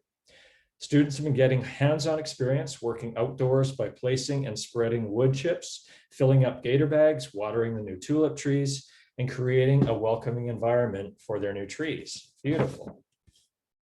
At Anderson Elementary, students recently installed a Modus wildlife tracking tower on their school roof. The tower will track the movement and behaviors of small flying creatures such as migratory birds. This installation will play a role in the school's fine arts programming and environmental education, while also contributing to wildlife research and conservation. The whole school community was so excited and ready to track birds flying overhead, and we look forward to seeing the results of that. Students at Bridge Elementary have been passionately creating art pieces inspired by famous artists. Each week, students spend time learning about a new artist by watching videos, studying the artist's life and their artistic styles. Students then gathered materials and created a piece of art inspired by their artist's style or one of their famous pieces. Then after finishing their artwork, students were encouraged to share a piece of their work that they were most proud of. And these art pieces were then displayed in a stunning online gallery for the whole school community to enjoy. Students at Cook Elementary had a lot of fun creating their version of the city of Richmond. The class started by learning from the community and learning about the city. After walking outside and making observations, students noticed different things in their neighborhood. Then they focused on the questions, what do we know about the city of Richmond and what places are important to us? The students generated ideas on what they wanted to include in their city and combined all of these ideas onto a giant canvas. They talked about their roles and responsibilities and were able to gain an understanding of what makes a positive, supportive, and thriving community like Richmond. Students at McRoberts recently participated in a 5-day wellness challenge. The challenge was brought to students by the school staff committee called CHEW, Community Health, Education, and Wellness. During the challenge, classes participated in 5 days of short activities designed to promote the feeling of community and well-being, including journaling, going outside for a guided conversation walk, reading to the class, and joining theme discussions, and participating in the games for the whole class to play. Through these activities, the school was hoping to help students feel more connected to their school community and cultivate their sense of belonging. It looks amazing. A couple more. The humanities class students at McMass Secondary recently started a social studies project on the history of the world through food. Sounds good to me. After harvesting radishes, bok choy, and several bunches of herbs from the school's garden, students were provided opportunities to research the cultural, social, historical, and environmental impact of those plants on humans. The class planned a market day outside where they could share their inquiries with the whole school community. Beautiful. And Mental Health Week provided an opportunity at Burnett Secondary for students and staff to reflect on their mental health, explore resources, and learn about the importance of sharing their feelings. A group of students at Burnett Secondary created an advocacy advertisement project to showcase different topics that are important to them for maintaining positive mental health. The school's wellness club also put up posters of encouragement and hosted seminars on healthy living. That sounds amazing. And finally, I want to wrap up with something that I believe is, no, I don't believe, I know is of crucial importance to us as a school district, as a community, and I would certainly hope as a nation. This month, schools throughout the district held a variety of ceremonies to acknowledge and honor the children that lost lives at the site of a former residential school in Kamloops. In our schools, students and staff have participated in multiple ways by wearing orange, organizing walks of respect, making orange hearts, putting up posters, and creating tributes in memory of these children. Students also reflected on their school community and wrote positive "I can" and "I will" statements to ensure that everyone takes their part in creating a safe, inclusive, and welcoming school environment. And there's a video that we would like to share with you now.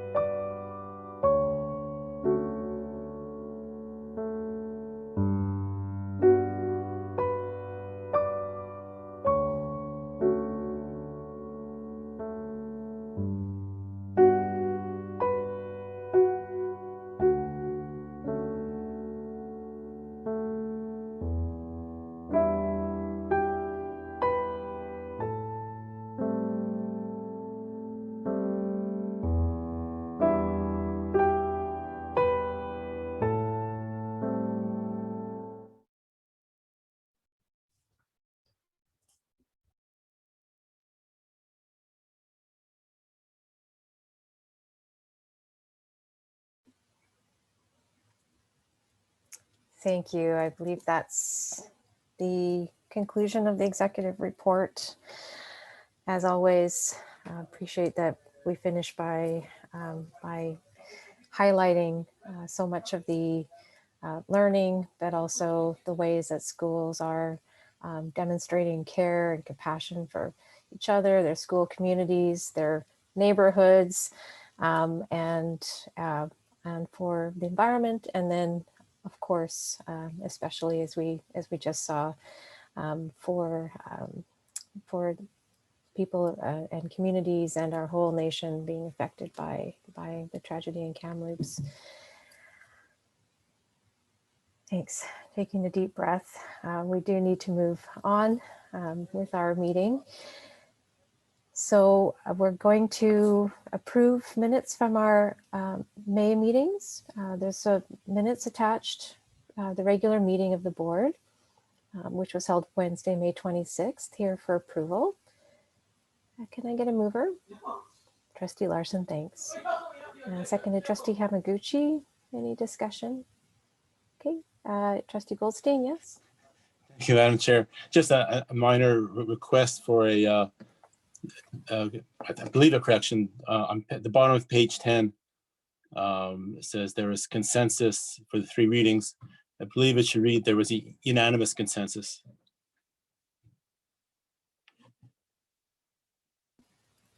Okay, are trustees supportive of that change? Okay, then we'll make that change. Thank you.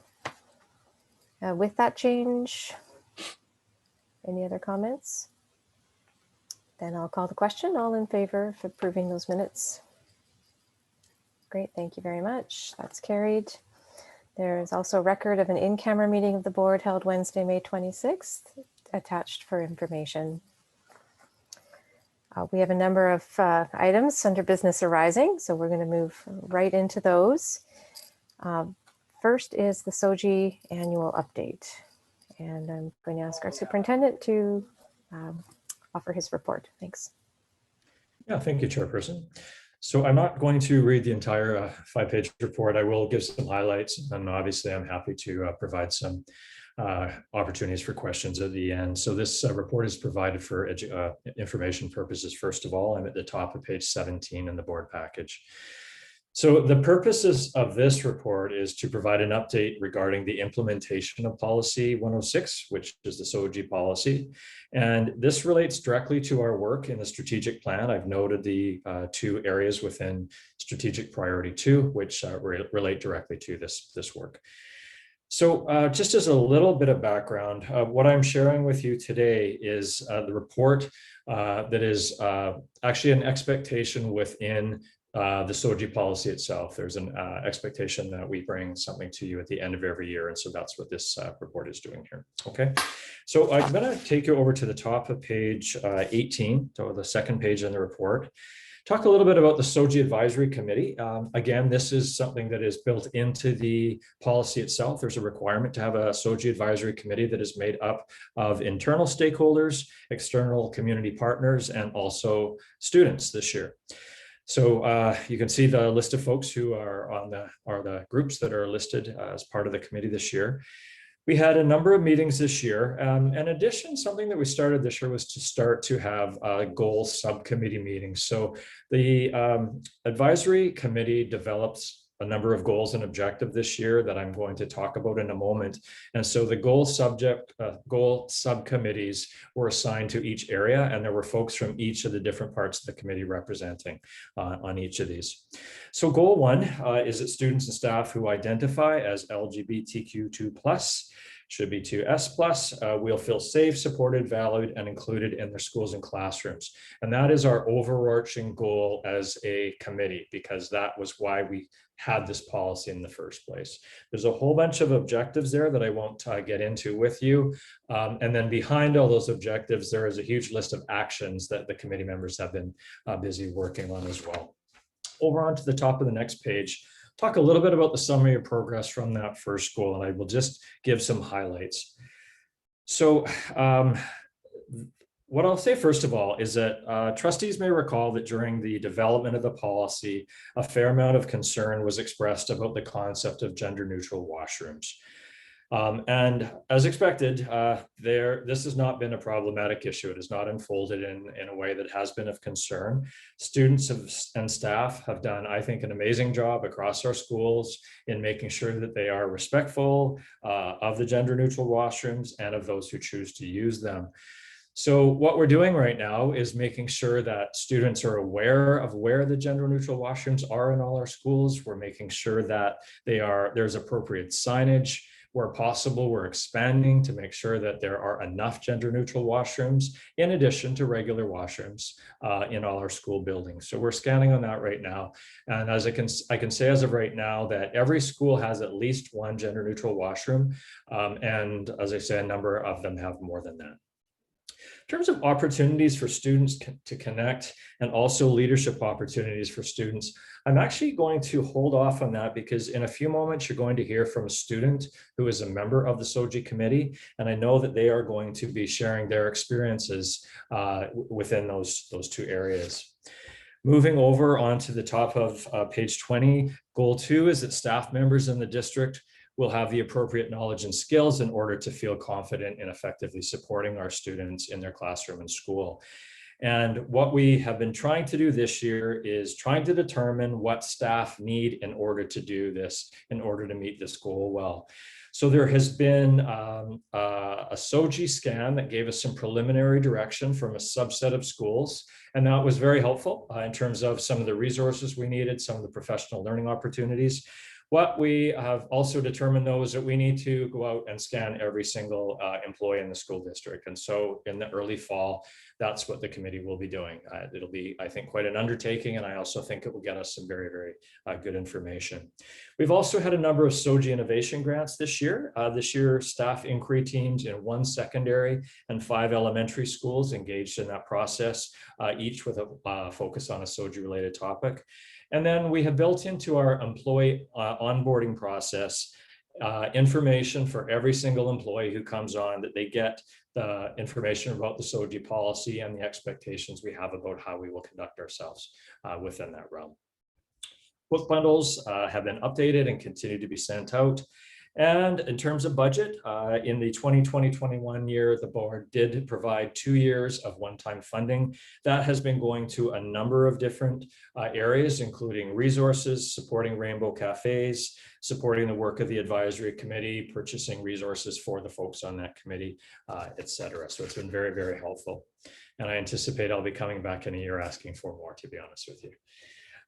Goal 3 is that the Richmond School District will work alongside parents, family members, and members of our community in order to support LGBTQ2S+ children and youth.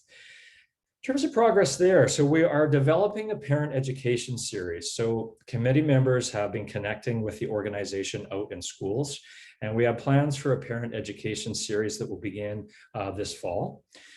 Parents who have had questions or concerns that relate to their child's experience have continued to be encouraged to work directly with their school, with a classroom teacher, the school principal, or the school counselors, and that has been very purposeful. And then finally, the Employee Rainbow Network. What we are doing is we're going to provide opportunities for adults to have their own Rainbow Network and a similar parallel structure to the Rainbow Network, that cafe network that currently exists for students. And finally, goal 4 is about communicating effectively. What we have been doing this year is developing a communication plan. And this year, the focus was on enhancing internal communications with employees. So what we've done is you will have seen that we have it's supposed to be a quarterly Soji newsletter, and that newsletter goes out. It has a variety of topics that are designed to support staff and their work in supporting these kids.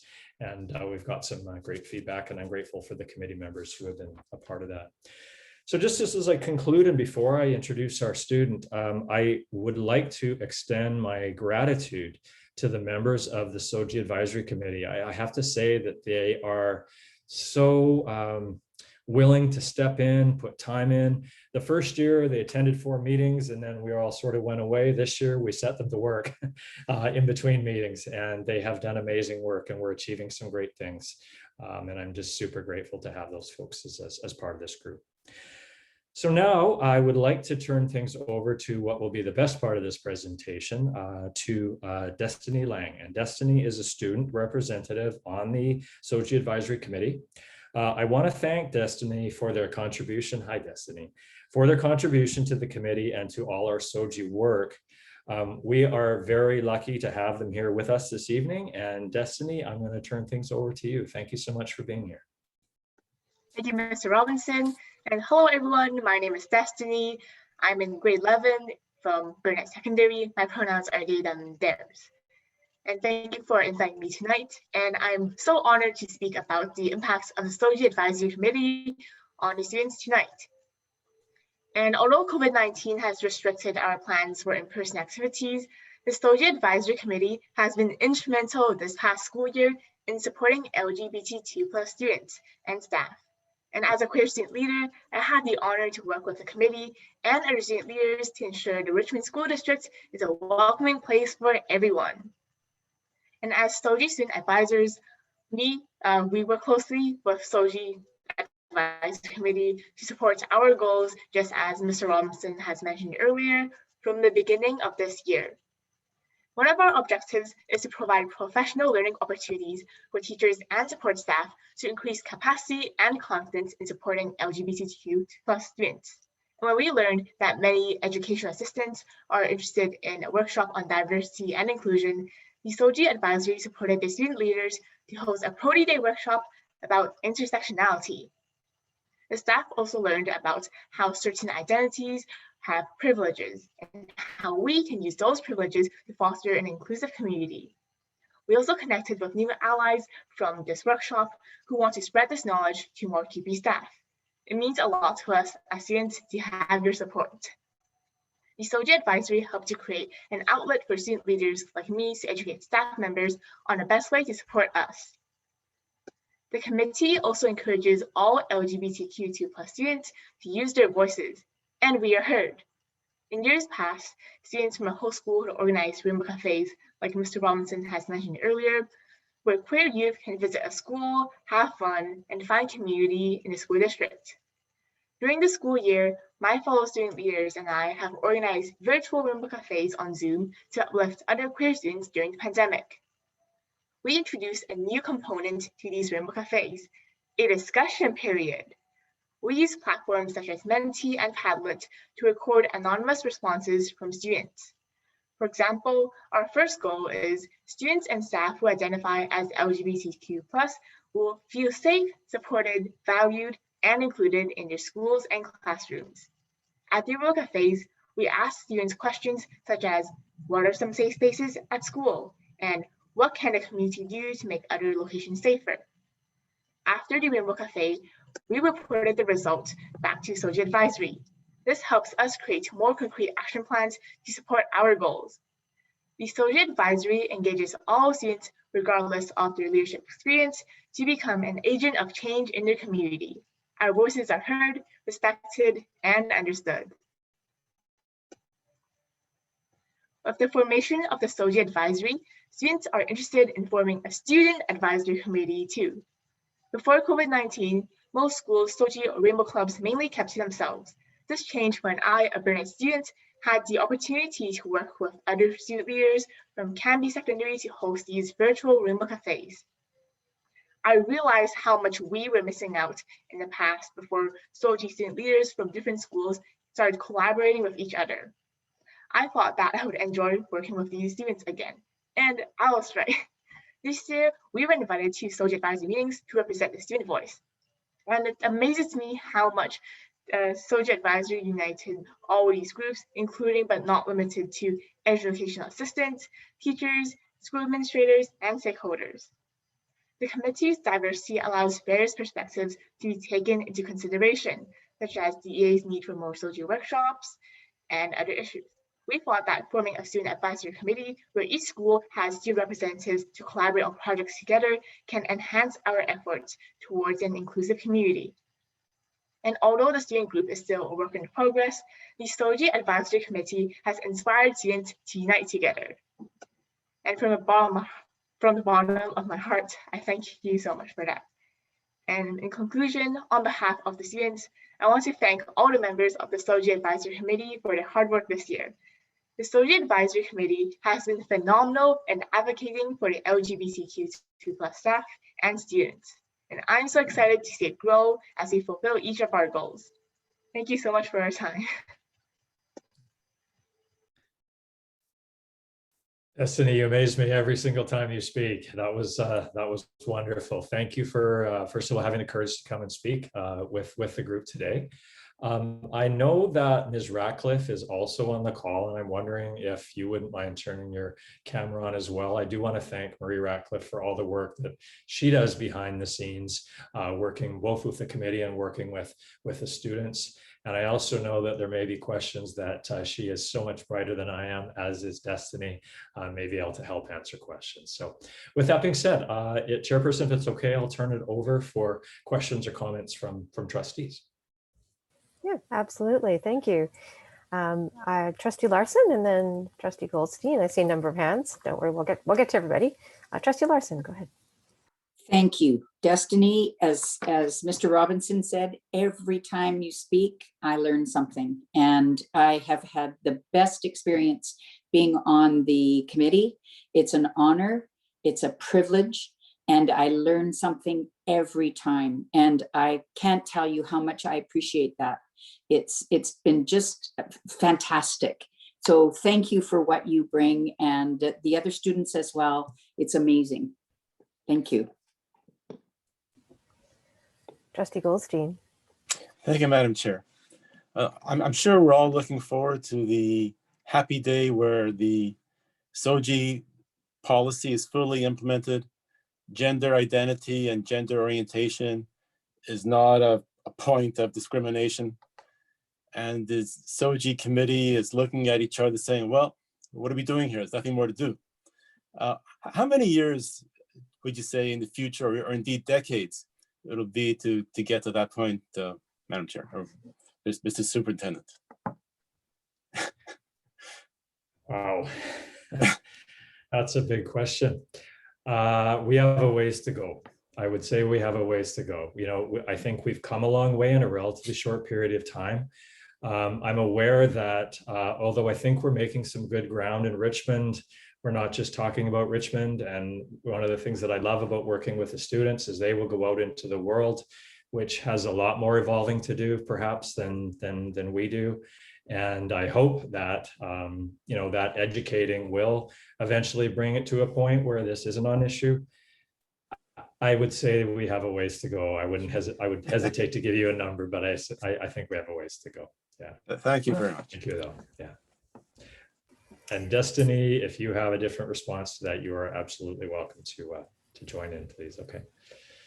Oh, Mr. Robinson, I second you on that. We have made a lot of progress compared to when my first year in the Richmond School District, and we still have a long way to go. And I'm excited to see where this takes us. Thank you. Thank you. I may have lost track of hands. Trustee Sargent, did you have your hand? Oh, Trustee Tablotny, thank you. I thought there was a third one and just couldn't quite remember. Thanks. Go ahead.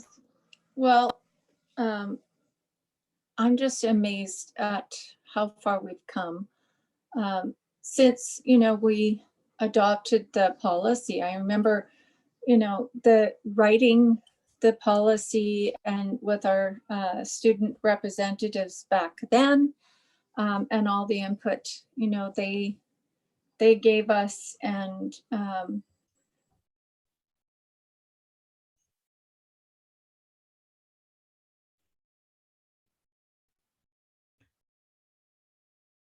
think we may have lost her.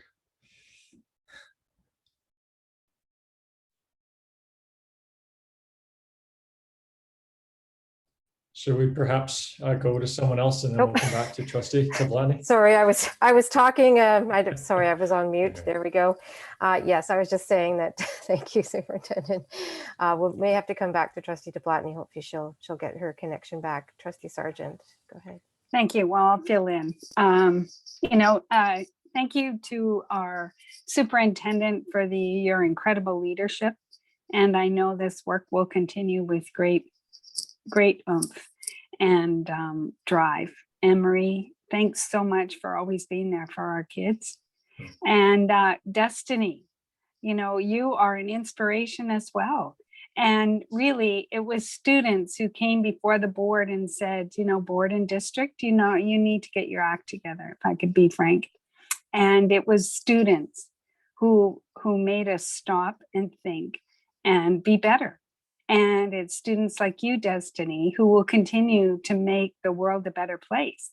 And I would agree, I think we have a long way to go. But when we think about what our students said to us 3 years ago, and you speaking tonight, you know, we have made some progress. And I just am so honored that you're speaking to us tonight and that you keep your voice loud and clear, and encourage your colleagues to do the same, because in the end, you will change the world 100%. So we're behind you and your colleagues. Just tell them to speak up loud and clear and we'll listen. Thank you. Thank you. And I think Trustee Tablotny has rejoined us.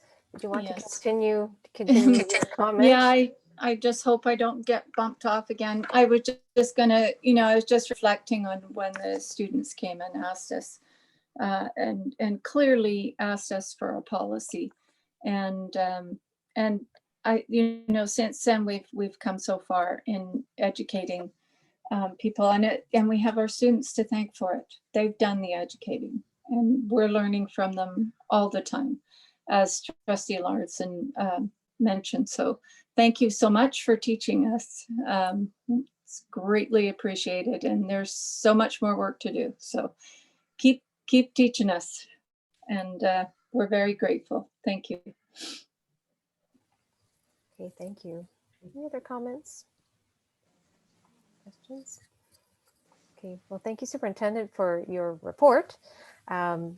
It's wonderful to see how much work the advisory committee has been able to do and be very clear with its goals and really make some progress on implementing the policy. And Destiny, thank you so very much for being here, for representing the student voice on the advisory committee. It's great to hear, first of all, about your experience with the committee and being able to be part of that. But it's also wonderful to hear that it's inspired the students to organize as well. So look forward to hearing more about that and seeing how we can help support that for sure. So thanks so much. Thank you very much, and have a wonderful summer. Thank you so much for supporting us, and thank you for your time. Good night. Thank you, Destiny.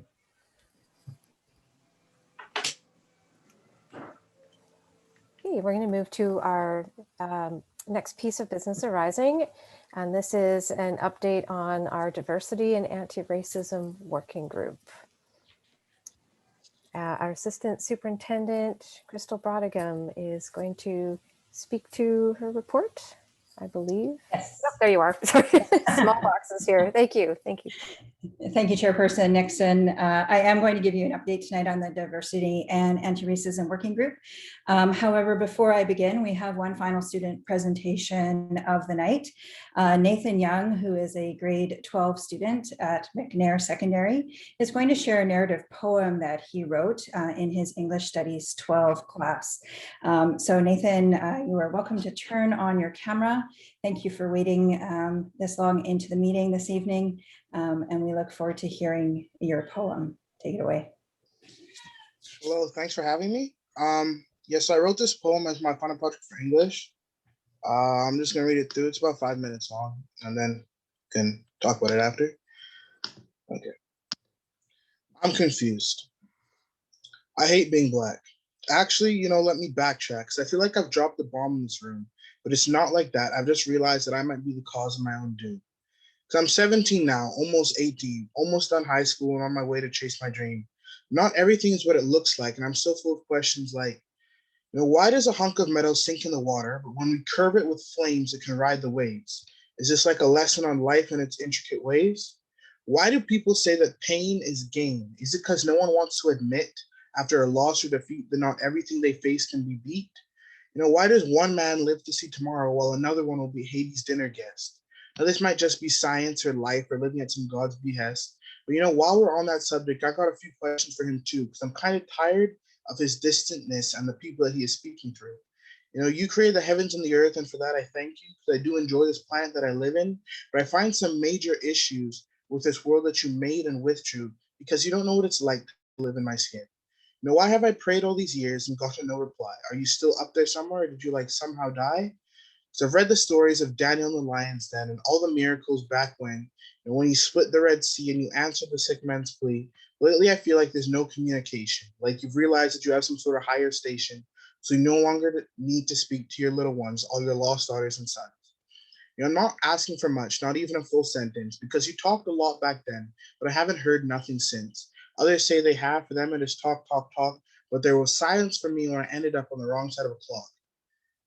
Damn, I said clock, I meant Glock, but it's the same thing really, because whether I'm behind a clock or a Glock, both times I am on the wrong side of a 9. And I don't know whether this was your design, but for me personally, that was a scary, scary time.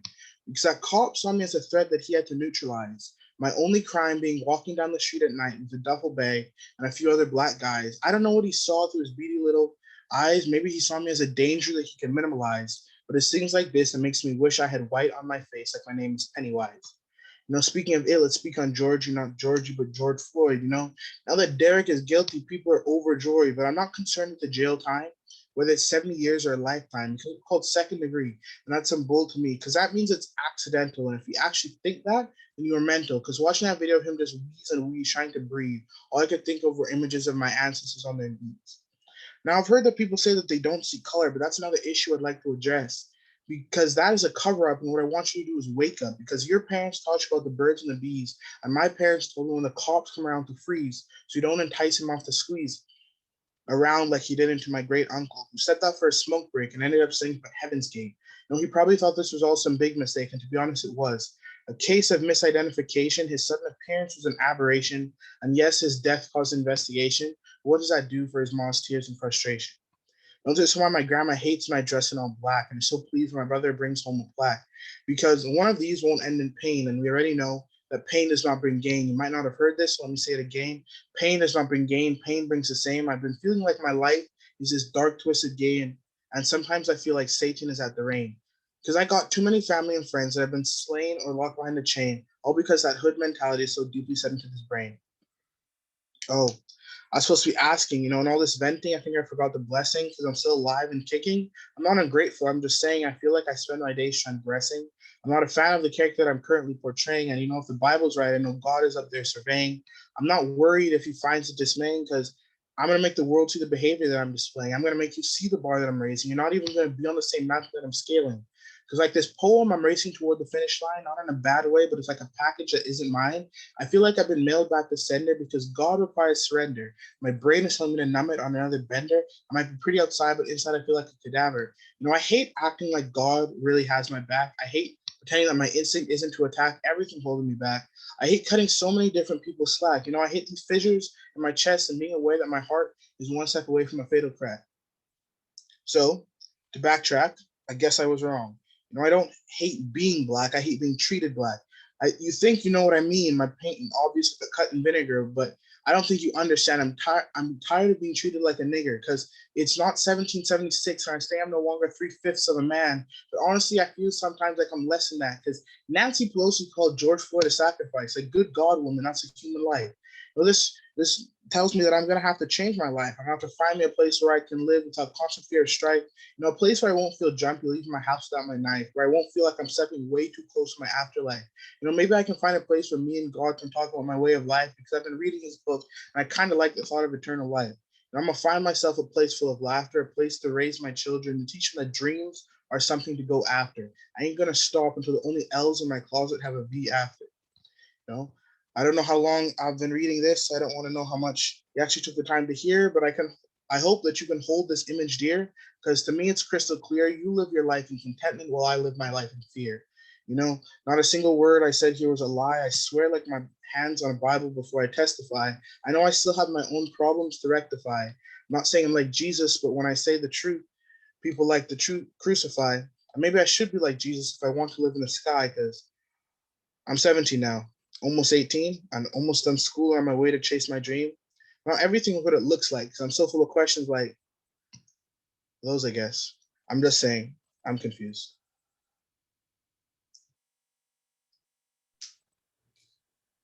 Thank you, Nathan. Nathan's poem came to our attention from his school administration, and as we're doing our work with the Diversity and Anti-Racism Working Group and amplifying the voices of our youth, Nathan was gracious enough to come here this evening and share his work with us. Before I go on with my report, open the floor for any comments or questions for Nathan. Sure, thank you. I see Trustee Larson. Thank you. Go ahead. I would like to say thank you for sharing that personal experience, and I have no words, but thank you. Thank you. Trustee Goldstein. Thank you, Madam Chair. Nathan, that was an amazing poem. Thank you. And I have no doubts at all of the heartfelt story, emotions, and experiences that you have. And I'm sure it's not unique to you either. Thank you for the education and the touching base with reality. It means a lot. Thank you for taking the time to listen. Thank you. I saw a third hand. Can someone let me know if you were going to speak. Thank you, Trustee Tablatny. Yes, well, Nathan, that was amazing. I think you're very talented and very honest in your poetry and your writing, and I just have to compliment you on that. And I'm wondering if you feel comfortable, if you would share that poem with us, maybe in an email.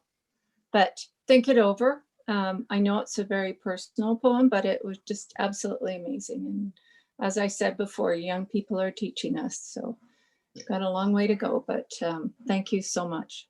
Yes, thank you. If I could just add, Nathan, thank you so much. All I wanted to say was keep writing, keep speaking your truth, and it does make a difference. Please trust in that.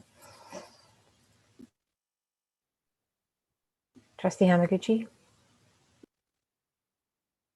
Unmute.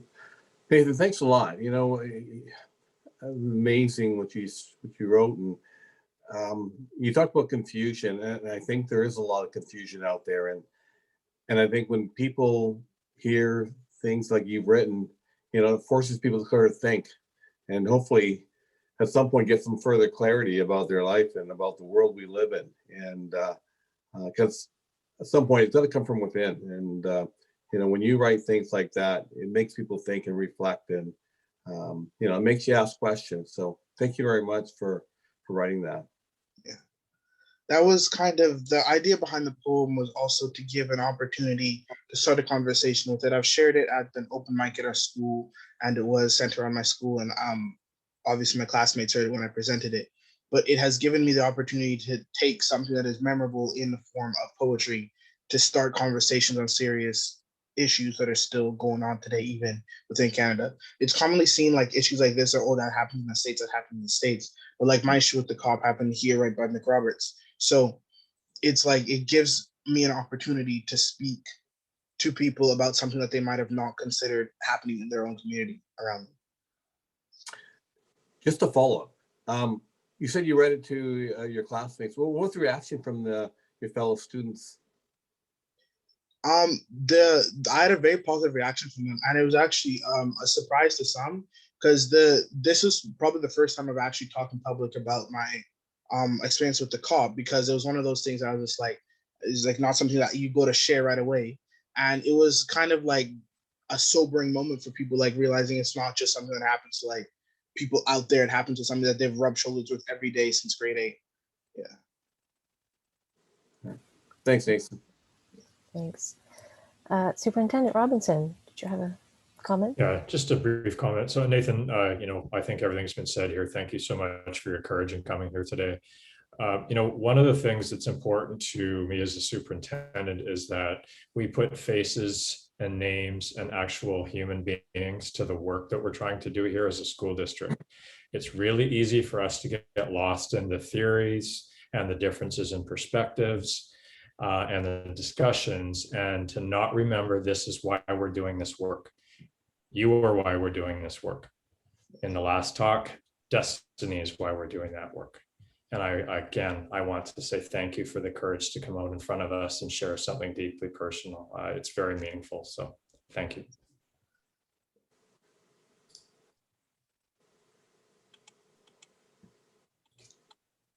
Thank you, Nathan. As everyone has said, thank you for having the courage to come here to the public meeting tonight and share your spoken word.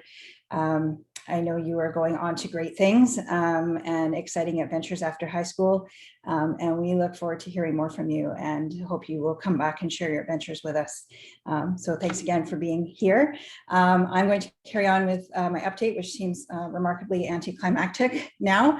However, on we go. The work of the Diversity and Anti-Racism Working Group, as you know, is aligned with our strategic priority 2, goals 1 and 2. Our district learning environments are equitable and inclusive, and that we are actively addressing unconscious bias and privilege and systemic discrimination. You will recall that the Diversity and Anti-Racism Working Group is a result of the board's motion from June 10th of last year with a specific mandate to consult, review, and make recommendations to the board. The Diversity and Anti-Racism Working Group is made up of stakeholders, including trustees, QP, RASA, RDPA, RMAPS, RTA, and executive, and was formed in the fall of 2020. The working group has focused on discussions that include the best methods to achieve the mandate for the working group, how to become a school district that is as equitable as possible, and how to go about consulting stakeholders and reviewing policy and practices according to the mandate. Additionally, working group discussions centered around the need for effective teaching and learning about anti-racism for all stakeholders and how to effectively address that need and identify the gaps that exist. The goal of affecting positive, enduring, and sustainable change. In order to fulfill the mandate with an objective analysis, the Diversity and Anti-Racism Working Group sought the services of a DEI, Diversity, Equity, and Inclusion consulting company to support in the form of a diversity, equity, and inclusion audit, consultation with students, staff, and stakeholders regarding their experiences with racism within the school district, a review of what the district is currently doing with respect to educating students about various forms of racism, and a review of current district policy and practices regarding incidents of racism. You will recall from previous reports that we reviewed proposals for audits from 8 DEI consulting companies that were reviewed by the Anti-Racism Working Group. Criteria for that selection included a diverse team that could support the scope of our work, previous experience with school districts, willingness to work with the working group, to have input into the process and the survey design, a focus on both qualitative and quantitative analysis, a genuine interest in our mandate, clarity and accountability in the audit process, provision of specific and actionable recommendations, and provision of advice on how to sustain the work going forward. As a result of that process, we have selected Bacau Consulting to help support us with our work. So currently we have a few actions that are underway as we speak. 18 focus groups have been scheduled throughout this month and into July with students, parents, and employees. The focus groups aim to dig deeper into stakeholder experiences to ascertain current conditions and gather feedback for desires for change. At the time of writing this report, 329 parents, students, and employees signed up to participate in focus groups. And we actually had to add a few more to include more parents and our elementary school students. Surveys regarding stakeholder experiences in the school district have been distributed to parents, guardians, students, and employees. So far, we have 905 secondary students that have responded, 595 elementary students, 533 parents and guardians, and 584 employees. Bacau Consulting is also going to support us with reviewing policies and procedures as well. And so that consultation and review will help provide an identification of what gaps are apparent and what are the main issues that face our community and how we might address them. The report in the package also includes other initiatives that fall outside the mandate of the Anti-Racism Working Group, but that support our work with diversity and anti-racism overall. And those are on page 28 and 29 of the board package. Thank you. Thank you. Any questions for Ms. Brodigan? Okay. Well, thank you. We're glad to see that the work is going forward in terms of working our way through the mandate, the committee working group working its way through the mandate, and that there's been a good amount of interest in the survey and in the focus groups. Looking forward to the feedback that from our community that will come out of that. So thank you very much for your work and for the working group's efforts to get us to this point. Thank you.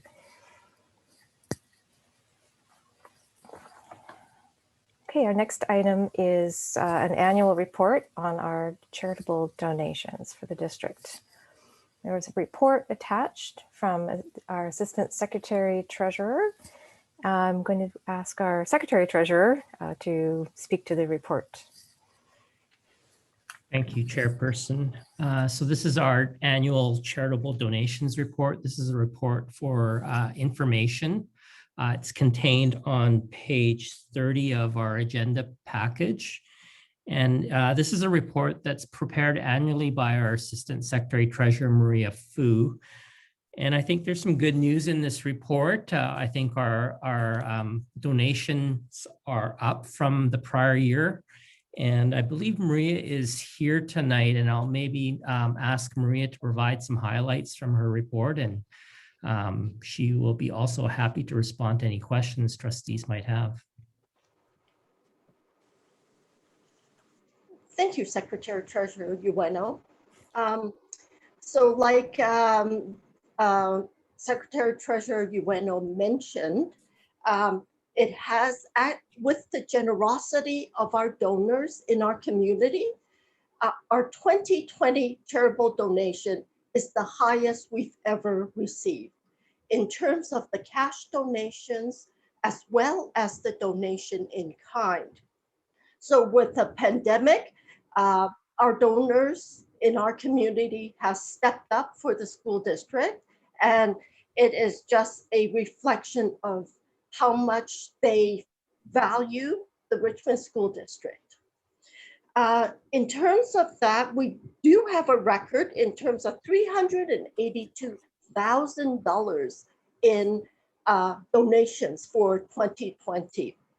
That is, in terms of being a record, that's almost over 80,000 more than the previous year, and 100,000 more than 2 years ago. So we are doing so well in terms of the community participation, and it shows how they value the Richmond School District because they're willing to donate to us, because we as a district has shown that we do good work and there is value for dollar that they donate.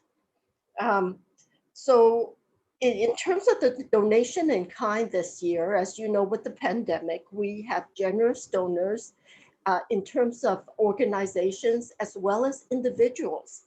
And we have received $27,000 in donated masks and $3,700 in face masks. So the total personal protective equipment that we receive from the community is almost $31,000, which is phenomenal, considering, first of all, the shortage, as well as just the generosity to keep our schools safe. Any questions regarding our donations? This is a very good news story. Trustee Goldstein, go ahead. Thank you, Maria. Would you say that a large part of the donations come from alumni of the school district, students that have gone on and have started businesses, or from what I've looked back and say, yeah, that's for me? I'm not too sure if it's alumni, but definitely parents of students that have gone through our system. I see. We have in 2020 received a very generous donation of, I believe, in the tens of thousands of dollars. Mm-hmm. And the main comment that was given was that the parents' 3 children went through our school system, and they were so pleased that they wanted to show how they appreciate the education for their kids. Well, thank you for that. Good, thank you. Trustee Hamaguchi? Maria, I think you just might have answered my question, but when I look down the list of all the different schools, and I know that you can, when you make a donation, you can direct it to a specific school, but and I know there's only so much information you can because of confidentiality, but when I look at Brick House School, and I see, you know, the numbers there. Is the school doing fundraising? Like, is the school generating that, or that's just like you say, very appreciative people who you know, decide to donate the money towards that particular school? In the past, fundraising was a component of our charitable donations. However, with the pandemic, I don't think for the 2020 calendar year, it is driven by the fundraising as much as the desire to help the school system through donations. And it is really individual donors' desires and choice to donate to us. We do not split or segregate the purpose of it to report. We just indicate who were the recipients of the donations. Mm-hmm. Okay, thank you very much.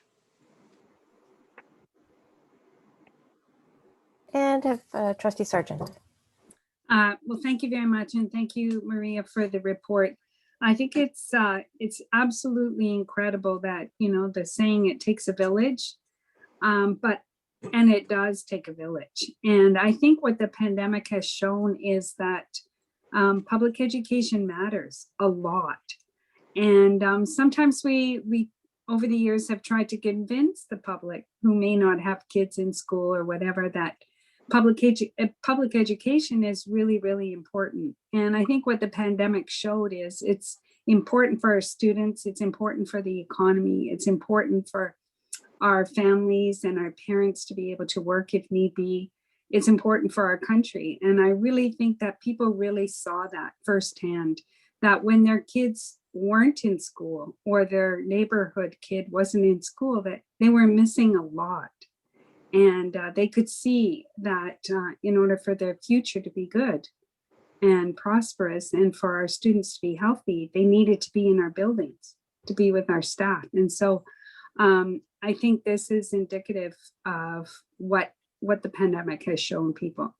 And I'm just so very thankful that community members saw it and actually came to the forefront with some, not only dollars, but support. To me, this shows a lot of support for the system. And so I thank them all very, very much. And that it really does make a difference. And it feels really good. It feels like we're doing something right. And so thanks, Maria, for highlighting that. Thank you. Trustee DeBlatney? Yeah, well, I echo Trustee Sargent's comments and just looking at the numbers here, I just find it amazing. And I just can't express enough gratitude for the generosity of people in our school district towards our schools. And I am sure because, you know, we all know that the school district has been short of funds before, that our education system isn't always funded as to the point where we would like it, and providing extras is very difficult sometimes for schools. So the generosity of our school district, you know, constituents is very welcomed and appreciated. So just expression of gratitude for that. Thank you, Trustee DeBlatney. Was there anything else to add to the report? Okay. No. Thank you very much, Ms. Fu, for putting this report together for us. It is a good news story, and we really appreciate you bringing such a detailed report to us for this year.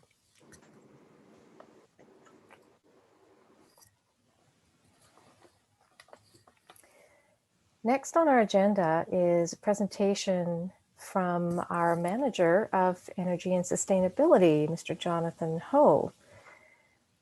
And this is regarding the District Sustainability and Climate Action Plan update.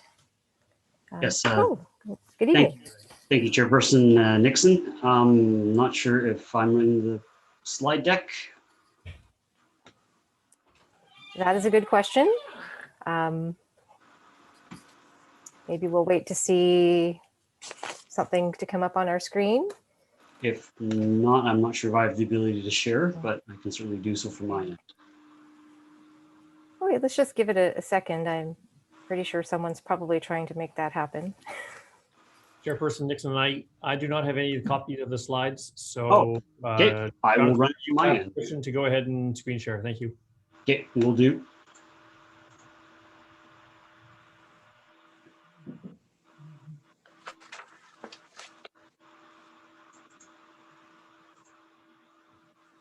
Theoretically, you are seeing a presentation. Yes, we are. Thank you. Okay, perfect.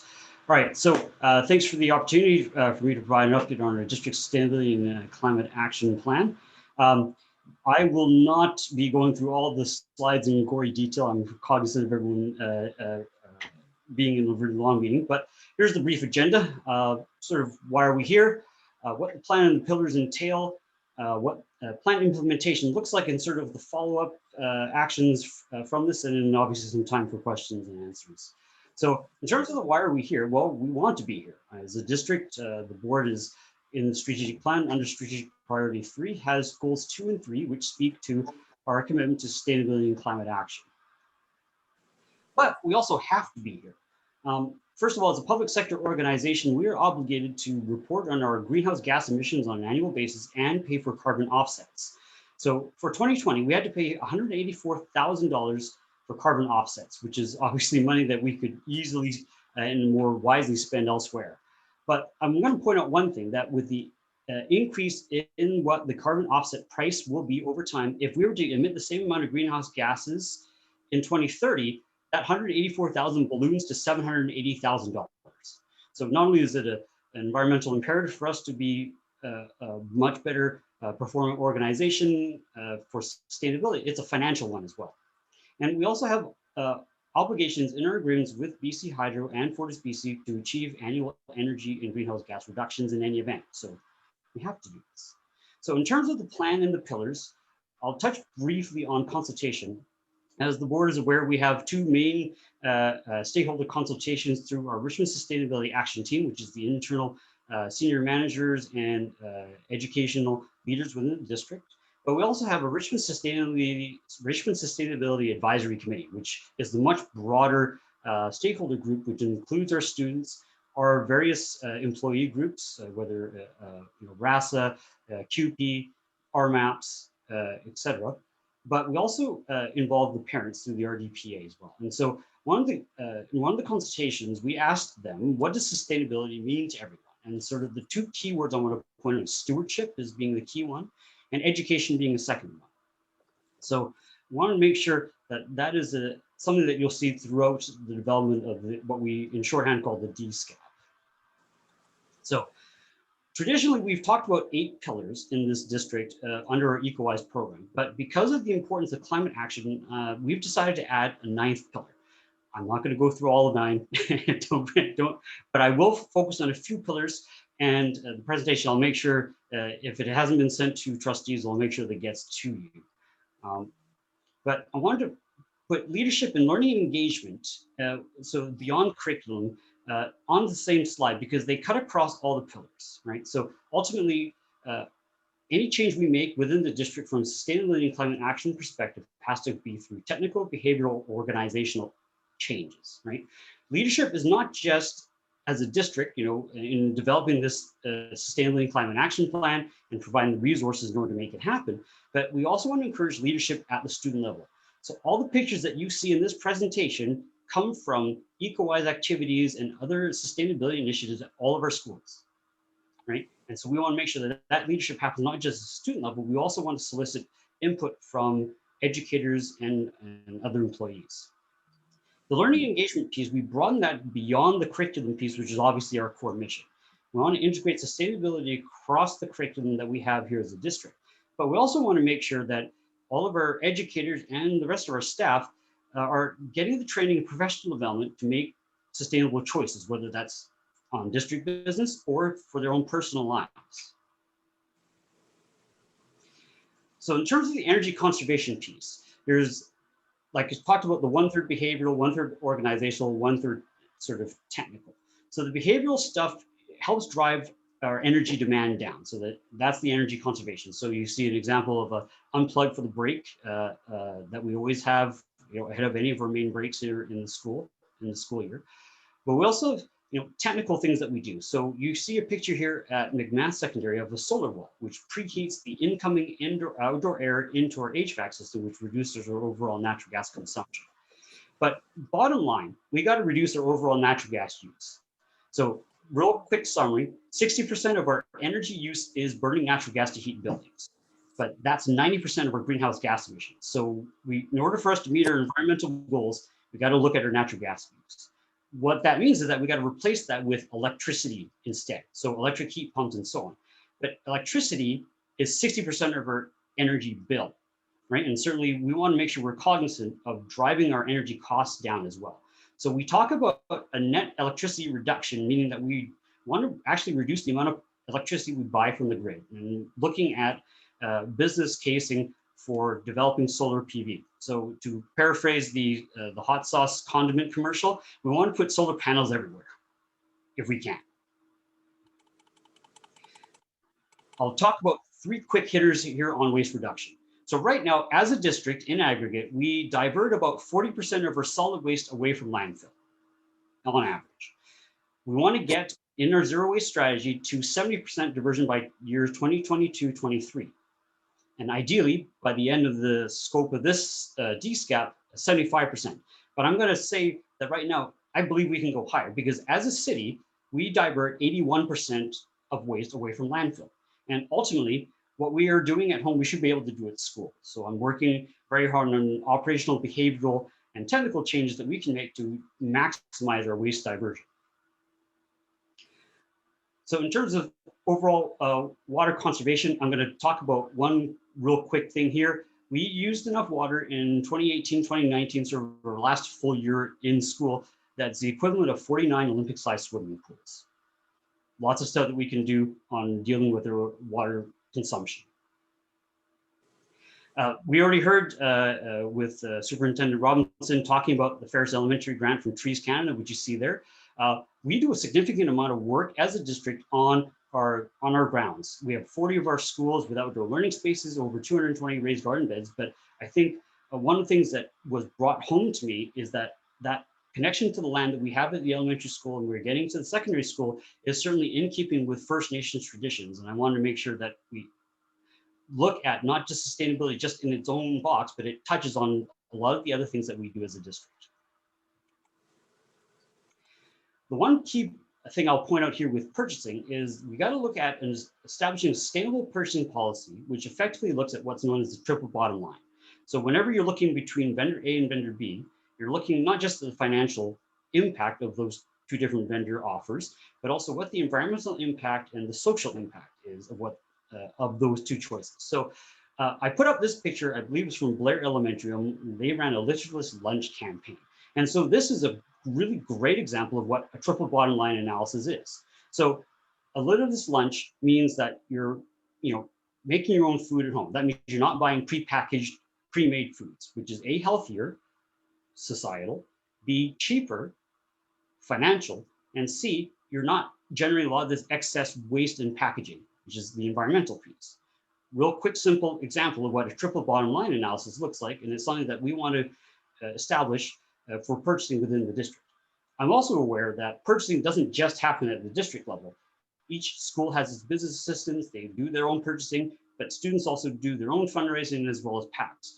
So the sustainable purchasing policy that we talk about here also has to be able to give tools to the schools and students and parents to look at how they can evaluate their different choices when looking at purchasing. Transportation is a really key one. Whenever anyone thinks about sustainability and transportation, everyone thinks electric vehicles. But honestly, to paraphrase the Toyota Motor Company, the cheapest hybrid vehicle that you have is your right foot, right? There's lots of stuff we can do without spending a dime through driver education of our employees who use district vehicles on efficient driving techniques, looking at more efficient route planning and looking at our bus scheduling as examples, right? And then one thing that we look at is something known as the corporate average fuel economy. It's a concept that was introduced in the Obama administration, trying to get car makers to make more efficient cars across their whole product line.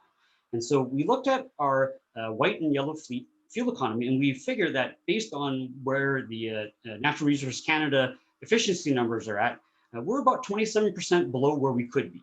And we believe that there are things that we can do to maximize that efficiency, which helps get us further towards our goals without spending any money, right? But that said, we also want to make sure that when we do have the opportunity and need to update our fleet, we want to make sure we take advantage of electrification opportunities, as well as, transportation is not just the fleet, but it's also how students get to school and how our staff get to work, right? And so we're going to look at how can we promote active and low carbon commuting options in order to make this happen. Finally, the climate action piece. This is sort of the new one, and I'll explain this a little bit detailed. So in terms of overall metrics, we've got requirements with BC Hydro to reduce our building emissions by 50% and our fleet emissions by 40%. But sort of what does that mean from a climate action perspective? So when we talk about climate action, we think, first of all, we have to think long-term. This official duration of the Sustainability and Climate Action Plan is over 5 years. But for me to do proper planning, we have to look at the climate science that is looking out towards 2030 as a midway point, which is why BC Hydro selected that year as the metric, but also 2050, right? Ultimately, where we have to drive towards is a pathway in order to get to net zero carbon emissions by 2050. In order for me to make that plan, I've got to look that far ahead, in fact, further, so that I can come up with a plan to deal with climate action. So first of all, I want to make sure that anything we do as a district doesn't make climate change worse. So that's the reducing the carbon and environmental footprint of what we do, and which I really breezed through very quickly of our other pillars. But we also got to deal with the fact that we do have a changing climate. And so what can we look at in terms of a long-range facilities plan, looking at any of their major capital projects to look at what can we do to update the buildings to deal with increasing climate, whether it's higher average temperatures, whether it's indoor air quality issues through more forest fires and so on and so forth. So we're leading an evaluation of our district facilities to look at how can we make changes to make sure our buildings are resilient to climate change and dealing with climate risks. All right, so real quick summary, how will we get there? So if I had to summarize the DSCAP in one slide, this is it, right? We got to reduce our emissions. We got to increase our waste diversion. We have to reduce our water usage. We have to overall reduce our energy usage, but whatever energy we use has got to be a lot more efficient, whether you're talking about buildings or with our fleet. Right? Ultimately, that is where, and this is the approach that we need to take in order to achieve our sustainability and climate action goals. However, we also got to be cognizant that we got to live within our means, certainly. So my first and foremost priority is to emphasize those low-cost initiatives and behavior change things. We are a regular participant in something called the EnergyWise Network, which is we run in conjunction with our EcoWise program here, and it's funded by BC Hydro and Fortis BC to foster behavior change on how people look at energy. Ultimately, the goal is that we want to have a culture within the Richmond School District where waste is bad, waste of any kind, whether you're talking paper, electricity, water, anything, right? We're going to align our energy efficiency and carbon reduction initiatives with any capital and building upgrades. So I'm working very closely with our capital projects team on what things can we do to tweak what we have to do with a building envelope upgrade or a seismic upgrade to take advantage of the fact that we're pulling buildings apart to make them better, right? We do that business case development where we look at not just the financial cost of doing the right thing environmentally, but look at the overall triple bottom line impact. And finally, my colleague T. Wynn and I are very actively looking at leveraging funding partnerships and incentives that are available through different levels of government, different organizations such as BC Hydro and Fortis BC to maximize our dollar impact. For any dollar that we spend, we can make it stretch further to make sure we get this to happen. So in terms of where do we need to go from here? So I've given you a real brief synopsis of where we're at with our current Sustainability and Climate Action Plan. So after this meeting, I'll make sure that I will get to the board the full actual Sustainability and Climate Action Plan document. It's a good 45 pager. I didn't want to give it to you without giving you a bit of an introduction. So my request to the board is that if you have some time over the summer, I give you a bit of summertime homework, review that document, provide me feedback, right?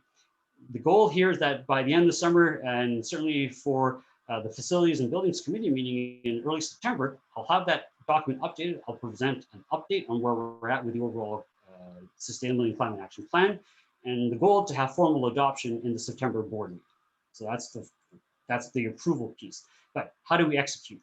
So we have to develop a number of supporting strategies. Some of them we already have, like our Strategic Energy Management Plan, which is a requirement that we have with BC Hydro every year. We have a zero waste strategy, but we got to build a lot of these other supporting strategies and plans. Anything we do will definitely be in alignment with the district strategic plan. And I've already mentioned briefly how touch points happen, not just beyond sustainability and climate action, but to a lot of the other initiatives like diversity, equity, and inclusion, as an example. We will continue to work with stakeholders within the district and outside. And then certainly I can commit to, at the minimum, quarterly progress reports to the RSAP, the Richmond Sustainability Advisory Committee, and then at a minimum, annual reports here to the board. And then I can certainly, I'm happy to provide additional updates as you see fit. So that is sustainability in a real quick nutshell and a brief overview. Happy to take questions at this time. Thank you. Thank you so very much for that report. You packed a lot into a really efficient amount of time. And thank you also for your patience for us to get to the presentation this evening. I'm wondering, would you mind stopping the screen share? And that way, yeah, I'll be able to see hands. Thank you. No problem. Much more easily. Yeah, right. Thank you very much. Trustee Larson, you've got a comment? I just have a really quick comment, actually. That was an excellent presentation, and I love to see how the engagement of the students in every way. I'm thinking that's learning from them and them learning from the adults, which I think is pretty special. Thank you. It was very interesting. Trustee Sargent. Well, thank you very much, Jonathan and your team. I'm sorry for the late night and you're feeling to, tell us a whole bunch in a short amount of time. I can appreciate and respect the amount of work that your team does all year. So I will do more summer reading, and I also appreciate the annual report. And even if it's a semi-annual, I think it's been a goal of the district for a very long time, and it's nice to see that we keep on going, and that we actually get better and better. So keep us updated, and appreciate all the work. And if you could pass that on to the team, especially around the student-focused work, and our staff working in the district operations is really important. So thank you. Sorry it's so late. Thanks. Trustee Lee, go ahead. Thank you, Sandra. Thank you, Mr. Ho. I would like to request a copy of your slide when it's convenient for you to pass it on to the district and then pass it on to the trustees. Yeah, not a problem. Thank you. All right, did I see another hand? Okay. Maybe just a final comment. Yeah, thank you so much.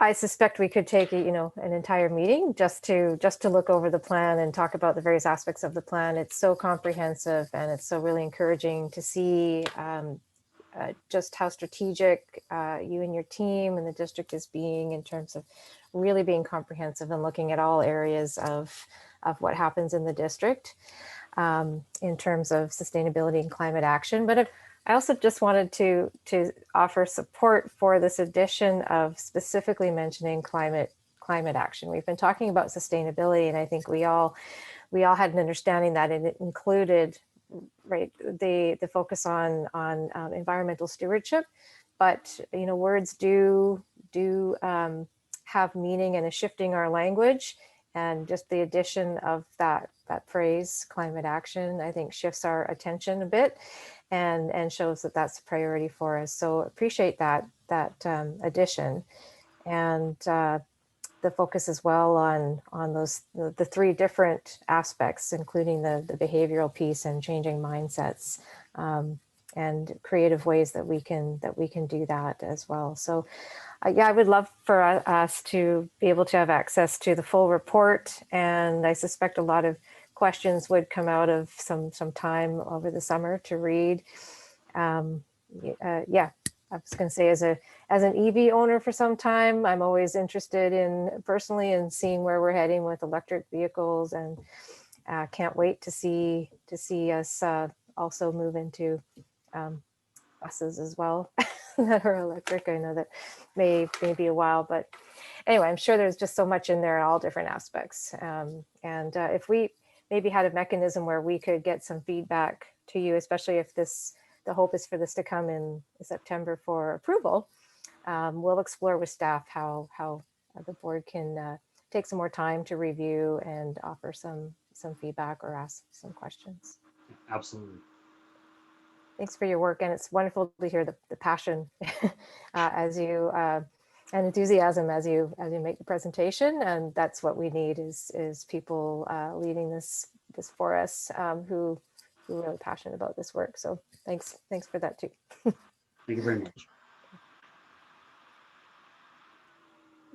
Thank you. I think we'll move on. We still have a number of items on our very full agenda tonight. Next up is our 2021-2022 capital bylaw. And there's a report from our Executive Director of Facilities Services, Mr. Frank Geyer. Frank, would you like to speak to your report before we move into the bylaw readings? Thank you, Madam Chair. Good evening, everybody. I will try to speak as quickly as my energy manager just did, so pay attention closely. So thank you. You have before you a report pertaining to capital bylaw number 2021-2022 or 2021-22 CPSD 38-01. So in June 2020, the board approved the 2021-2022 five-year capital plan that was prepared by Facility Services, and a submission was made to the Ministry of Education immediately thereafter. The submission contained 23 seismic upgrades, 5 school expansions, 5 school enhancement projects, 1 carbon neutral capital project, 3 playground equipment replacements, 5 building envelope upgrades, 4 bus replacements, and 1 school site acquisition. The total value of our ask was $570 million. On May 11th of this year, the Ministry of Education responded to the board's submission by approving the following projects. So a digital controls upgrade at 6 elementary schools, totaling just over $715,000 under the school enhancement program. Lighting upgrades at Steveston London Secondary, totaling $550,000 under the carbon neutral capital program. A new universally accessible playground at Mitchell Elementary, totaling $165,000 under the playground equipment program. 4 replacement buses, and I think it's timely that my report is following our district sustainability plan, because of the 4 replacement buses, our intention is to leverage the funding that we've gotten from the ministry and actually purchase 2 electric buses of the 4. We can only get electric in the larger buses, so about 70 seaters. So what we're doing is we're going to actually leverage about $341,000 of provincial funding, applying for grants, and then a little bit of a top up from local capital, so we can have 2 large electric buses. We can't get electric in the smaller, more of the shuttle buses because they're not available yet, but we're really excited about the prospects and getting our infrastructure in place for that.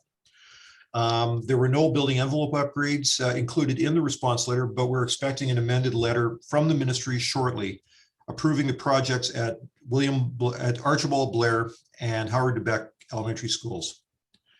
Unfortunately, there were no major capital projects which are classified as seismic mitigation program or school expansion program. None were supported for a second straight year. So in accordance with ministry guidelines, the board must adopt a capital bylaw for its approved 2021-2022 5-year capital plan.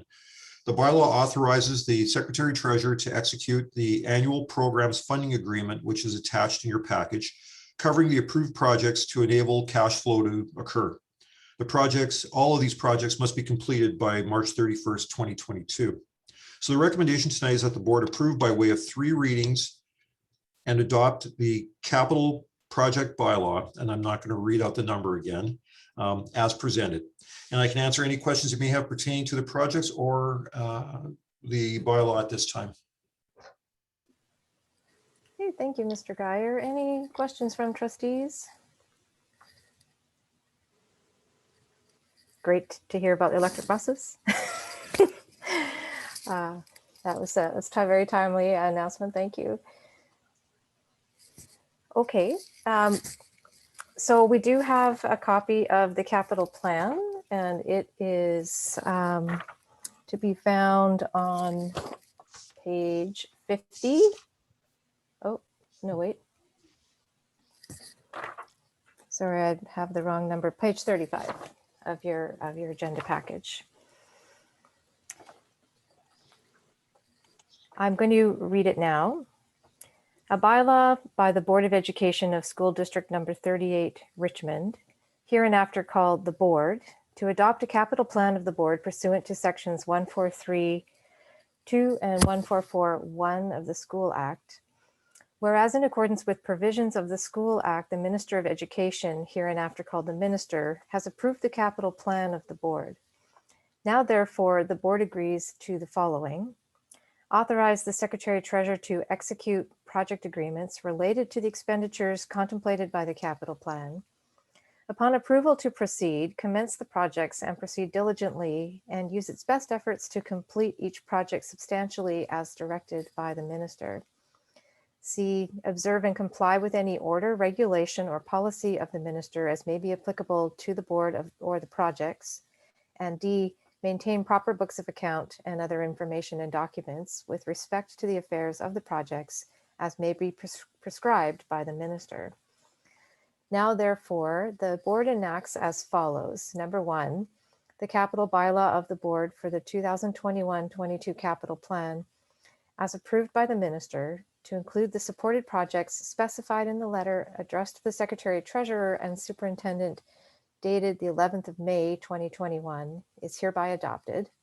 And number 2, this bylaw may be cited as School District Number 38, Richmond, Capital Bylaw Number 202122 /22 CPSD 38-01. So first, I'm going to ask for consensus that 3 readings take place this evening. You can just indicate that with a nod. I see nods and thumbs up. Thumbs up. Perfect. Thank you.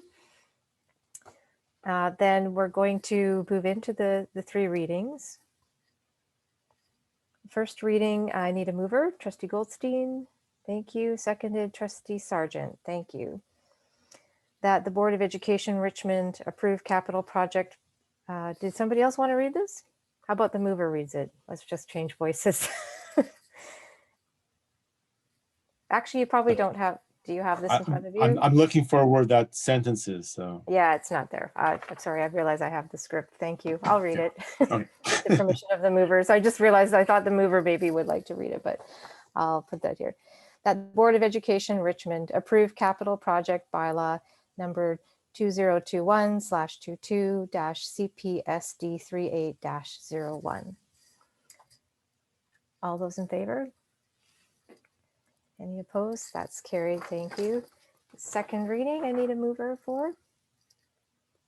Trustee Hamaguchi, seconded by Trustee Larson. Thank you.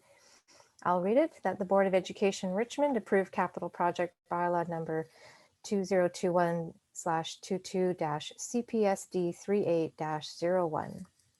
All in favor? Any opposed? That's carried. Third and final reading, a mover, please.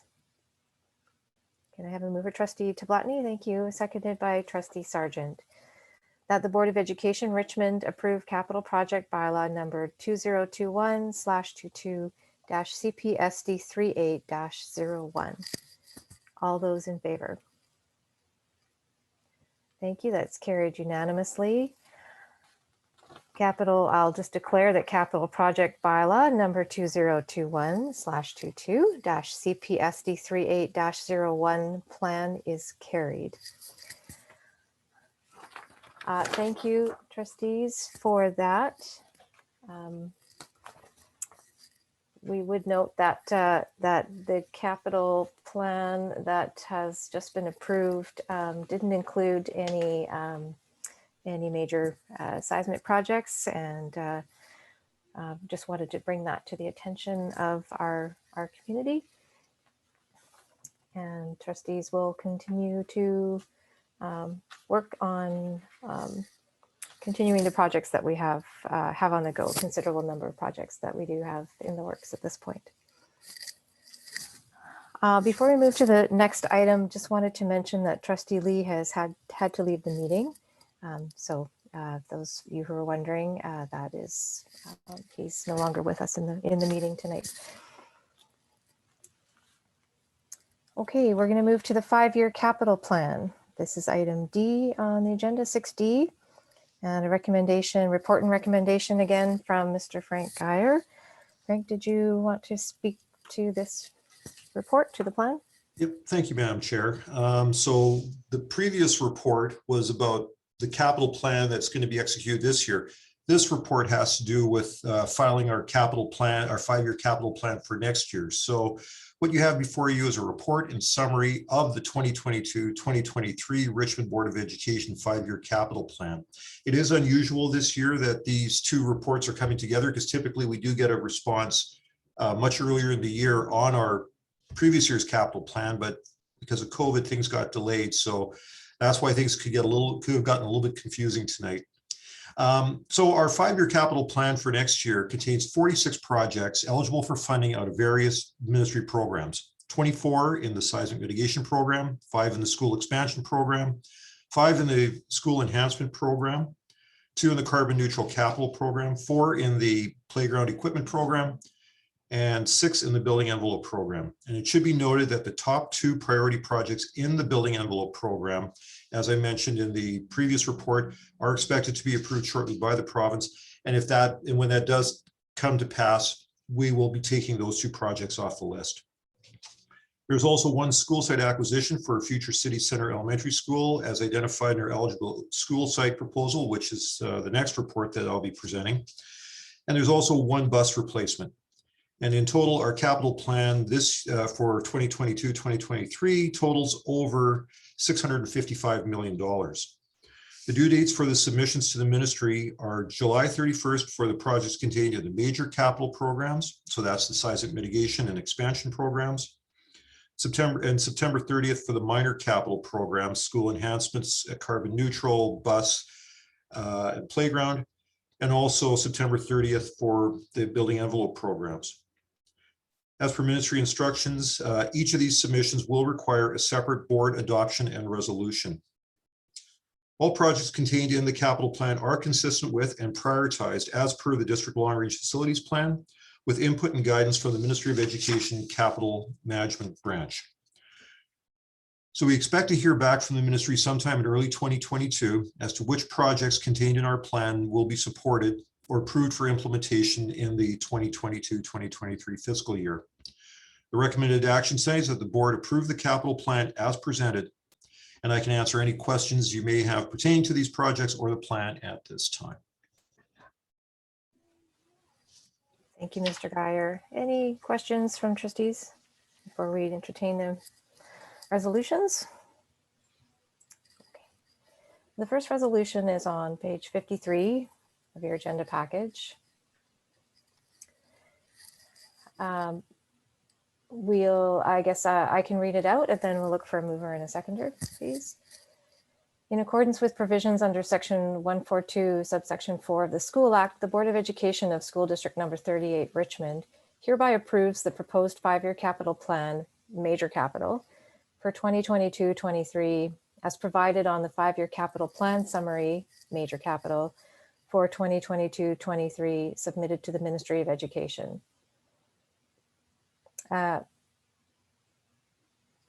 Should I be reading this or should the Secretary Treasurer be reading this?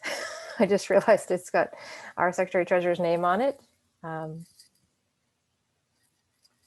Sorry, did I see a hand? I'll just look for a little guidance here. I was just moving the recommendation. Thank you, Trustee Sargent. I'm just going to double check too that we're doing this correctly. Yes. Yes, you can read that, Chairperson. The I here certify part? Okay. I hereby certify this to be a true copy of the resolution for approval of the proposed 5-year capital plan, major capital for 2022-23 adopted by the Board of Education on this 23rd day of June 2021. So that would be the certification that happens after the approval. Okay. So Trustee Sargent, you are moving this resolution. Can I have a seconder, please? Trustee Larson, thank you. Any discussion? And I'll call the question. All in favor of this resolution? That's carried unanimously. Thank you. And the second resolution is found on page 59. Nope. That doesn't sound right. 56. Okay. Does this need to be read out, or if trustees have it in front of them, do we need to read this out? Just wanted to check. Doesn't need to be read out. Okay, great. Save my voice and save some time. Can I have a mover for this resolution? Trustee Larson, thank you. Seconded, Trustee Hamaguchi. Any discussion? Okay, all in favor? Thank you very much. That's carried. And then the final resolution is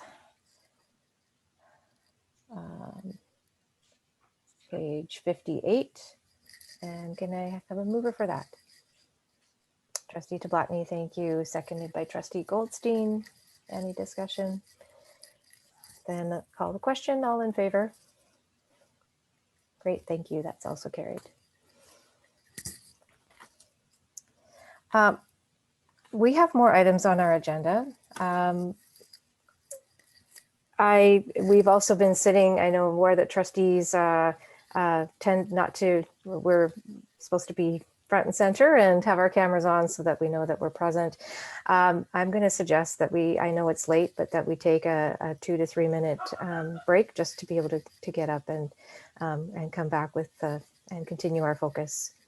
Okay, thank you.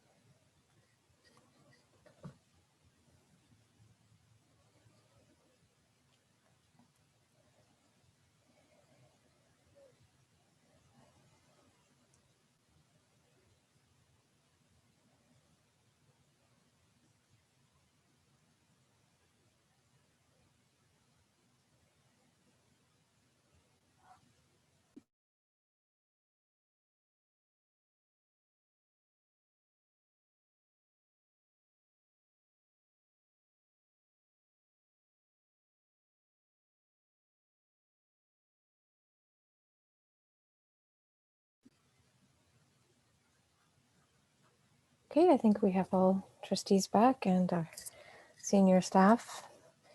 Let's move on.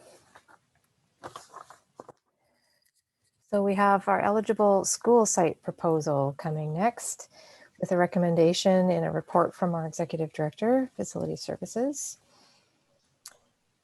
Mr. Geyer, did you want to speak to this? Thank you, Madam Chair. What you have before you is a report regarding the 2022, 2023 eligible school site proposal, the resolution of which is to be adopted annually by the Richmond Board of Education and submitted to the Ministry of Education along with its capital plan. The purpose of the eligible school site proposal, or ESSP, is to identify new school sites required by the board over the long term based on the district long-range facilities plan and updated enrollment projections. And a proposal has been drafted in consultation with the City of Richmond, Metro Vancouver Regional District, and developer stakeholders. Current projections show over 16,000 new residential units will be developed in the City of Richmond over the next 10 years, which planning staff estimate will yield almost 1,700 students. These projections are consistent with the LRFP and the facilities expansion strategy contained within to address the growth in the city center area and the Hamilton residential area through a series of additions to existing elementary schools, construction of a new school at the district-owned Dover Park site, and eventually a new school site in city center to serve long-term growth beyond 2033. The ESSP includes the acquisition of a future city center elementary school site currently located or generally located in the vicinity of Lansdowne Shopping Center. And the estimated cost is at this time approximately $75 million. The timing of development of Lansdowne Center and surrounding lands in the city center is planned to be phased in over the next 15 to 20 years. Once the resolution contained in this report is approved by the board, a certified copy will be provided to the City of Richmond and Metro Vancouver for acceptance pursuant to the school site acquisition provisions of the Local Government Act. The eligible school site recommendations must also be included in the district 5-year capital plan submission to the Ministry of Education. The school site acquisition charge bylaw will need to be reviewed in winter 2021 after the ESSP board resolution is accepted by the city and the ministry. The values in the 2022-2023 ESSP could result in an increase to the per unit school site acquisition charge rates paid by developers for new residential development based on formulas and maximums set through the provincial school site acquisition regulations. So in short, what we put in front of the board tonight is a continued mechanism for recovering costs from developers towards acquiring a new school site. That's in effect what we're doing. And the recommended action tonight is that the board adopt the ESSP resolution as presented. And I'm open to take any questions at this time.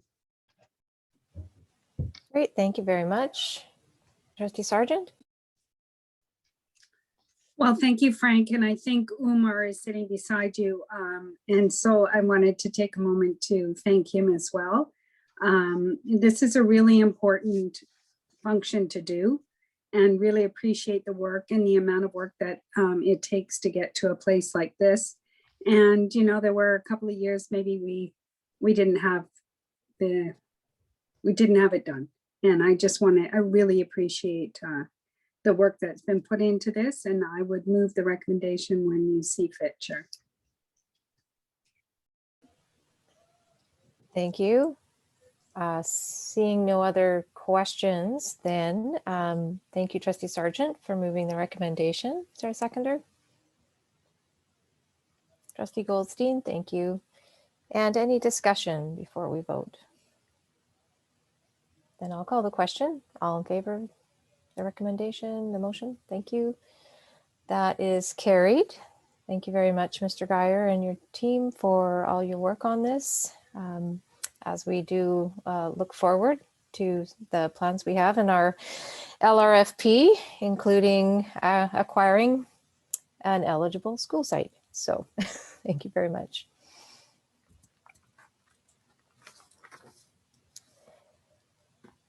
We have no new business on the agenda. We do have some folks hanging in with us here. It's a very packed agenda, and we do appreciate that people are here staying with us in the meeting. So we're at our second question period. Just looking to see if there are any questions.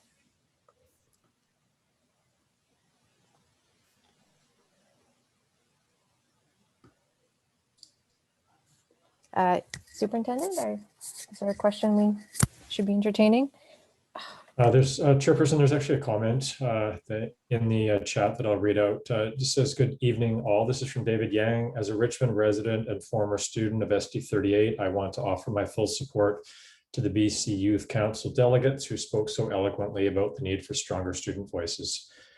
The question is, what steps has the district taken in recent years to ensure that the voice of students is incorporated in the overall formal structures and decision-making processes of the district? So, to be honest with you, Mr. Yang, my preference would be to provide a direct response to you when I've had a bit of chance to think about, the different things that have been happening the last few years. What I can say is this is firmly embedded in the board's new strategic plan. There is a goal that relates directly to student voice, and I'd be happy to share that information with you. So I'll respond directly to you about that. Yeah, thank you. I would maybe just offer that in addition to our table 38 and those kinds of places where we receive feedback, the board is with intentionality ensured that student voice is incorporated into a lot of our working groups and advisory committees as we take on pieces of work. But absolutely a more fulsome answer we can provide to you after the meeting. I believe that's it for questions at this point, except I see Ms. Baverstock's hand is up. Great. Ms. Liz Baverstock, would you like to introduce yourself, and good evening? Thank you, and I won't be long. Liz Baverstock, President of the Richmond Teachers Association.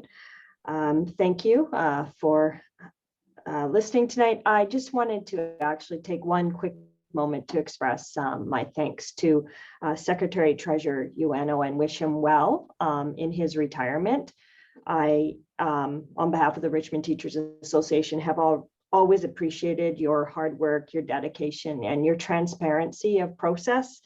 And I want to express my personal gratitude. You're always available to answer questions, and that is very much appreciated. And you always make the information accessible to the reader or the person who's listening. So with that, I do wish you all the best. I could find a question. It could be a Trivial Pursuit question, but I won't go there. I had one planned, but I just want to say a personal note of thanks. Thank you very much. Okay. Seeing no other questions, we're going to move into our standing committee reports. Audit Committee, Trustee Sargent? Nothing new to report, thank you. Education Committee, Trustee Larson? Oh, we can't hear you. Nothing new to report. Our next meeting will be in October, and we will advise the date once we have it's determined. Thank you. Facilities and Building Committee, Trustee Hamaguchi. Thank you. Minutes of the meeting held May 5th are attached for information. Also, just like to read a little special note here as well regarding the Fiji Cake program. Fiji Cake 38 is a Richmond School District program that was established in fall of 2012 by a committee of students and staff. The purpose of this program is to support Richmond School District students with meals and to educate the community about school district food programs. This includes breakfast, lunch, and snack programs for elementary and secondary students in need. I'm very pleased to report that the June 2nd Facilities and Building Committee meeting, a donation of $5,100 was made to the Fiji Cake program by the Facility Service Center Social Committee on behalf of facility service staff, who have generously contributed to the cause for the last year and a half. The board wishes to express its gratitude for this substantial donation. Thank you very much. That's it. Okay, thank you very much. Finance and Legal Committee, Trustee Tablatny. Yes. Finance and Legal has nothing to report. A meeting was held on May 19th. We haven't got the minutes here. I see. And I just wanted to express my gratitude to Secretary Treasurer Ueno again. Been the chair of Finance and Legal for many years and off and on. And thank you for Mr. Ueno's leadership and guidance. And we spent many happy meetings together discussing the board's finances or lack of. So thank you so much for everything you've done for us over the years. Okay, thank you, Trustee Tablatny. We move to Policy Committee. There are minutes from the May 17th meeting attached for information. Policy Committee is bringing 2 items this evening, and I'm going to turn things over to Vice Chair of the committee, Trustee Tablatny, to present these recommendations. Yes, making sure I've got the right one in front of me. Page 73. I got it. Policy 700 facilities, phase 1. This is a recommendation. So in accordance with board policy 204, creation and revision of policy and regulations, this recommendation to the June 23rd public meeting of the Board of Education is to approve the attached policies. It's a revised policy, section 700 facilities. So it first brought to Policy Committee January 18th, and it was brought also to February 8th Policy Committee, Public Policy Committee, and the notice of motion was, March 31st. It was put into stakeholder review process and feedback by May 5th. So it's had lots of consultation and ready to move forward and be approved. Okay, thank you. I would just add that you'll see under consultation, it is noted that the 2 policies, 701.11, which is the school naming, and 701.12, which is official school openings, have been removed from this section. Yes. Based on feedback, and are slated for further review. So, Trustee Tablatny, you're moving, and I have a second. Yes. Trustee Larson, thank you. Any discussion on this motion? I'll call the question then. All in favor? Great, thank you. That's carried. And just want to add a thank you to Mr. Frank Geyer, our Executive Director of Facility Services, for all the work he put into to doing the revisions on these policies and bringing them to policy and I know there are more to come. So we really appreciate you tackling our facilities policies, many of which were in need of review. It had been some time, and for all your advice and guidance on this. We have a second policy. Sorry, go ahead, Trustee Tablatny. Yes. So the second policy is draft policy 310, 310 and 310R. It's emergency management. So in accordance with the board policy 204, creation revision of policy and regulations, this recommendation to June 23rd public meeting of the Board of Education is to place a new draft policy 310-310R emergency management into the stakeholder review process for questions and feedback by August 31st, 2021. So these this policy was originally adopted as a different number. It was formerly 504.9 and 504.9R. And it was originally adopted in 1990. So there's been considerable changes since then. Also, the Ministry of Education's developed an emergency management planning guide for school districts and authorities. And so this draft policy is aligned with the Ministry of Education's guide. And so at this time, the policies have been reviewed several times at the policy meetings, and so we feel it's ready to go out into the stakeholder process. Great, thank you. Is there a seconder for that recommendation? Trustee Sargent, thank you. Any discussion? Okay, thank you. I think our community will, it'll be great for our community to see the work that's been done on this, and we're looking forward to seeing the feedback on where we've landed so far with this. We should hold a vote, Madam Chair. Yes. I know it's late, but we haven't voted. Yes, so all in favor?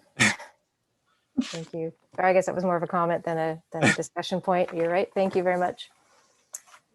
I'll take that as a point of order. Okay. Oh, I'll just put my agenda somewhere. Thank you. We do have one piece of correspondence that's attached to the agenda, and that is a response letter from the Honorable Jennifer Whiteside, Minister of Education, dated June 9th. And that was in response to a letter that we had sent to the minister regarding the allocation, the district allocation, specifically the phase 2 allocation of the Safe Return to Class funds. So that response is attached. Council Board Liaison Committee meeting was held on June the 9th, and minutes for that meeting will be attached to the next board meeting agenda in the fall. Friends, we have made it to the end of our agenda. I look for a motion to adjourn. Trustee Yamaguchi, Trustee Tavlotny, thank you. I don't believe there'll be any discussion. All in favor? Great, thank you. Our meeting is then adjourned. Thank you to everyone for being with us tonight for this meeting. There have already been a lot of words, so we'll just say good night, and we wish you a safe and happy summer. Good night, everybody.